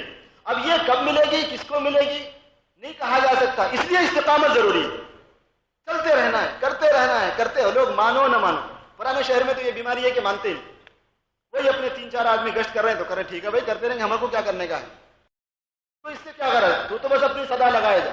ہمارا کام یہ ہے نہیں کہ کون آ رہا کون نہیں آ رہا، ہمارا کام یہ ہے کہ ہم اپنی ذات کو سامنے رکھنا اور محنت کرتے رہنا. اور ہم کو یہ دکھ رہا ہے کہ کون آ رہا کون نہیں آ رہا، مگر اللہ پاک دکھا رہا ہے کہ پوری دنیا میں اثرات پڑ رہے ہیں، چاہے پرانے شہر کے ہو چاہے نئے شہر کے ہو. ظاہر ہے کہ کتنے پرانے شہر کے امریکہ میں لگے ہوئے ہیں، یا نہیں لگے تھے وہاں لگے تھے، یا ان کو مخالفت نظر آئی اللہ رسول کی، وہاں موافقت نظر آئی. اب کیا کرتے، اللہ تعالیٰ وہاں دکھانا تھا وہاں دکھا دیا. وہ یہاں اولیاء اللہ کی مخالفت دکھی، وہاں اولیاء اللہ کی موافقت دکھی تو وہاں لگ گئے آگے. اور ماشاءاللہ دیندار متقی پرہیزگار ایسے ایسے کہ تصور نہیں کر سکتے کہ یہ آدمی بھی ایسا ہو جائے گا.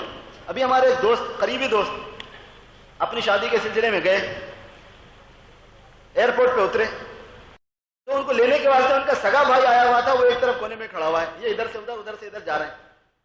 وہ ان کو دیکھ رہا ہے مگر وہ مولانا صاحب آئے ہوئے ہیں.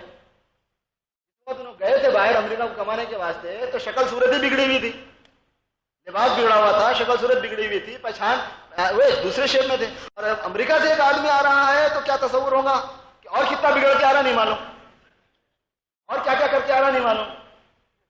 پہلے یہاں وہاں صاف تھا خالی اور کیا کیا صاف کر کے آ رہا نہیں 50 مسئلے رہتے ہیں. تو ایک اس میں تھا انہیں کہ جب انہیں امریکہ سے اتریں گا تو اس کے کان میں بھی بالیاں رہیں گے, چونکہ وہاں پہ کان میں بالیوں کا ایک فیشن ہے, اس کے کان میں بھی بالیاں ہوں گے, شاید اس کے چوٹی بھی پڑی ہوئی رہیں گی اور یہ بھی رہیں گا, پینٹ آتا رہے گا, پتہ نہیں کیا سوچا ہوا تھا. پھر رائے ادھر سے ادھر, آخر انہوں نے دیکھے کہ میرے کو لینے کو آنے والا تھا, بھائی کیا ہوا اب تک نہیں آیا, تو دیکھے نظر پڑی, وہ پکارا اس کو, ارے وہ آیا بھاگ کے آ کے غور سے دیکھ کے گلے سے لگایا, کہنے کہ آپ ہیں, ارے میں تو جب سے سمجھ رہا ہوں کہ کوئی مولانا صاحب ہیں, امریکہ جا کے مولانا بن کے آ گئے. یہاں سمجھتے تھے کہ صاحب یہ تبلیغ والے اولیاء اللہ کے مخالف ہیں, وہاں پہنچ کے چلا کہ ولایت کا تو راستہ بتانے والے ہیں. دعوت کیا ہے میرے دوستو؟ اللہ کی ولایت حاصل کرنے کے راستے کا نام ہے. یہ مخالفت سکھاتے ہیں. ایک آدمی اللہ کے راستے میں جاتا ہے اور 40 دن میں 4 مہینے میں سنت کے مطابق چہرہ لے کے آتا ہے, تو یہ مخالفت ہے. اس کو کہتے ہیں مخالفت. پتہ نہیں کیا ہو گیا, دیکھو شیطان کیسے بہکاتا ہے. اپنا لباس اس نے چھوڑ دیا, بہترین قسم کے اس نے جو سوٹ بنا رکھے تھے اور جناب والا ایک سے ایک اس پہ جناب والا کام کیا ہوا, ہزاروں روپئے خرچ کیے ہوئے تھے, ایک ایک سوٹ 5-5 ہزار 7-7 ہزار کا, درجنوں اس کے پاس میں رکھے ہوئے ہیں. سب کو اس نے کہا کہ کسی کو جس کو لینا ہے لے لو. اب اپنا کرتے پاجامے پہ آ گیا. یہ مخالفت میں ہوتا ہے. ارے یہ جرأت تو برسوں کے مجاہدے کے بعد حاصل ہوا کرتی تھی پہلے. ایسی اس کو کہتے ہیں جرأت مردانہ, اس کو کہتے ہیں ہمت مردانہ, کہ لا یخافون لومۃ لائم, کسی ملامت کرنے والے کی ملامت کی پرواہ نہیں. یہ میرے نبی کی سنت ہے, بس میں اس کو اپناتا ہوں. اس کو کہتے ہیں ہمت مردانہ. یہ ہمت مردانہ پہلے کبھی برسوں کے مجاہدے سے حاصل ہوتی تھی.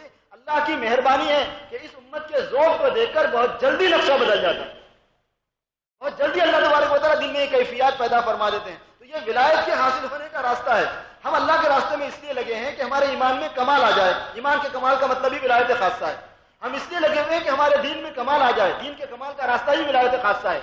اب یہ جو ہے میرے دوستوں استقامت چاہتا ہے, کیونکہ یہ اللہ کی طرف سے ملنے والی چیز ہے. کب دیں گے بول نہیں سکتے. کسی کو 4 مہینے لگا کے, کسی کو 4 مرتبہ 4 مہینے لگا کے, کسی کو عمر بھر 4 مہینے لگا, کبھی بھی دیں گے.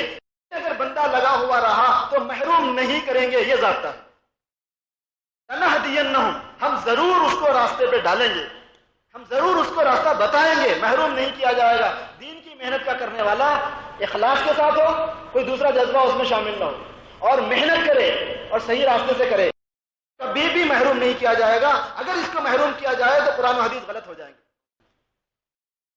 وہ نہیں ہو سکتے, وہ بالکل حق ہیں, اس لیے محروم نہیں کیا جا سکتا. محنت ہو, اخلاص کے ساتھ ہو اور استقامت کے ساتھ ہو. کبھی کبھی ایسا ہوتا ہے میرے دوستوں کہ جان نکلنے سے ذرا سا پہلے ولایت خاصہ دی جاتی ہے, پھر بلایا جاتا ہے. وہ نکلنے والی ہے, ایک کام اس کا باقی رہ گیا ہے. اللہ پاک فرماتے ہیں کہ پہلے اس کو ولایت خاصہ دے دو, ہمارا بزرگ بنا دو, ولی بنا دو, اس کے بعد میں اس کو لے آؤ. تو یہ ولایت خاصہ جب تک بھی ملتی ہے, اس لیے کام میں لگے رہنا پڑتا ہے, کیونکہ اس میں کنٹینیو کرنا چاہیے, استقامت چاہیے کہ آدمی ہوش میں لگا ہوا ہو. اس لیے میرے دوستوں کام کرنے والے ساتھیوں سے درخواست ہے کہ اپنی ہمتوں کو بلند رکھیں, اور یہ نہ سمجھیں کہ اتنے دن سے ہم کام کر رہے ہیں, ہمارے کو کیا ہوا. نہیں, بہت کچھ ہوا, ہمیں پتہ نہیں چلتا. ایک مرید نے اپنے بزرگ کے پاس لکھا کہ حضرت اتنے دنوں سے میں کام کر رہا ہوں مگر میرے کو کچھ ترقی دکھتی ہوئی نظر نہیں آ رہی. فرمایا کہ روحانی ترقی جو ہوتی ہے وہ ایسے ہی نظر نہیں آتی جیسے روزانہ بچے کا بڑھنا نظر نہیں آتا. روزانہ بچہ بڑھتا ہوا دکھتا گیا, ماں باپ ناپتے گئے فیٹا لے کے آج کتنا بڑا کل کتنا بڑا, نہیں. لیکن پہلے ایک زمانہ گزرنے کے بعد میں پہلے کے مقابلے میں بعد کے مقابلے میں زمین آسمان کا فرق ہو جاتا ہے. ارے اتنا تھا 10 سال پہلے اتنا چھوٹا تھا, دیکھو کتنا بڑا ہو گیا ہے. مگر 10 سال میں ہر دن کوئی ناپ نہیں سکتا, اسے سمجھ میں بھی نہیں آتی بات. ایسے ہی پہلے کے احوال جو وقت لگانے سے پہلے کے اور بعد کے احوال میں زمین آسمان کا فرق ہوتا ہے میرے دوست. خاص بات یہ ہے کہ ہمارا تو نشانہ وہ ذات عالی ہے. یزدان بکمناور در سیدے کیا ہے, وہ کا مطلب یہ ہے کہ اگر تو جبرائیل کا شکار کرنا چاہے تو اپنے شکار میں کوتا ہے. بزرگ یہ فرما رہے ہیں اگر جبرائیل کا بھی تو شکار کرنا چاہے تو اپنے شکار میں کیا ہے, کوتا فہم ہے, تو صحیح کام نہیں لے رہا اپنے صلاحیت سے. یزدان بکمناور, اے ہمت مردانہ, ارے معاملہ اللہ سے رکھ, اللہ سے اپنا معاملہ صحیح کرنے کا ہے, ان سے تعلق ملے. اس کے لیے استقامت کی ضرورت ہے. اس کے لیے 4 مہینے لگائے ہوئے ساتھیوں کی 4 مہینے لگانے کی ضرورت ہے. 4 مرتبہ لگائے ہوئے تو اور لگانے کی ضرورت ہے. معلوم نہیں کہ کب ولایت خاصہ مل جائے, کب اللہ پاک سرفراز فرما دے, کب نواز دیں. ہم تو کوتاہیوں میں بھرے ہوئے ہیں اور کچھ بھی نہیں اگر لگے ہوئے رہے تو میرے دوستوں محروم نہیں ہوگا یہ آدمی. ضرور انشاءاللہ تعالی مرنے سے پہلے اللہ پاک اپنی نسبت خاصہ دیں گے. دنیا جانے نہ جانے ہمیں کیا کرنا ہے, دنیا کو جاننے سے کیا, دنیا کے نہ جاننے سے کیا. مقصد اصلی تو حاصل ہو جانا اللہ کا وصول, اس کے واسطے استقامت چاہیے اور پوری دنیا کے اندر اللہ کا دین پھیل جائے. اس کی محنت میں حصہ لینا ہے, یہ ہمارا اپنا فرض ہے. اس میں جو مال لگے گا اللہ نے اس کو اپنا قرضہ بتایا ہے. اس میں جو صلاحیت لگے گی اللہ پاک کے پاس وہ قرضہ ہے, اور جو مال لگے گا وہ برکت کے ساتھ دنیا میں واپس کیا جائے گا. یہی سنت مرحومہ کی خصوصیات میں سے قدم قدم پر مدد کی جائے گی اور قدم قدم پر ثواب لکھا جائے گا. کوئی آدمی وادی طے کرے, کوئی شہر طے کرے, کوئی گاڑی چلائے, کسی گاڑی میں سفر کرے, سب پر اللہ پاک ثواب رحمت فرمائیں گے. دین کی محنت وہ عالی شان محنت ہے, دعوت کا کام وہ عظیم الشان کام ہے. اس لیے میرے دوستو اس بات کی ترغیب دی جاتی ہے کہ ہم سب اس بات کا عزم جدید کریں کہ نہیں, اپنے اپنے علاقوں میں خوب ہمت سے کام کریں گے اور نقل مکان کر کے دور دور اللہ کے راستے میں جائیں گے میرے دوستو انشاءاللہ. ہمت کر کے نام لکھا, اللہ پہ بھروسہ کر کے, وہ مسبب الاسباب ہیں, وہ اسباب پیدا کرنے والے ہیں, وہ راستے دیں گے انشاءاللہ. اگر ہم کوشش کریں گے اللہ شانو ضرور نوازیں گے. ہمارا کام نیت کرنا ہے, اللہ سے دعا کرنا ہے اور اللہ سے منوانا ہے کہ اللہ پاک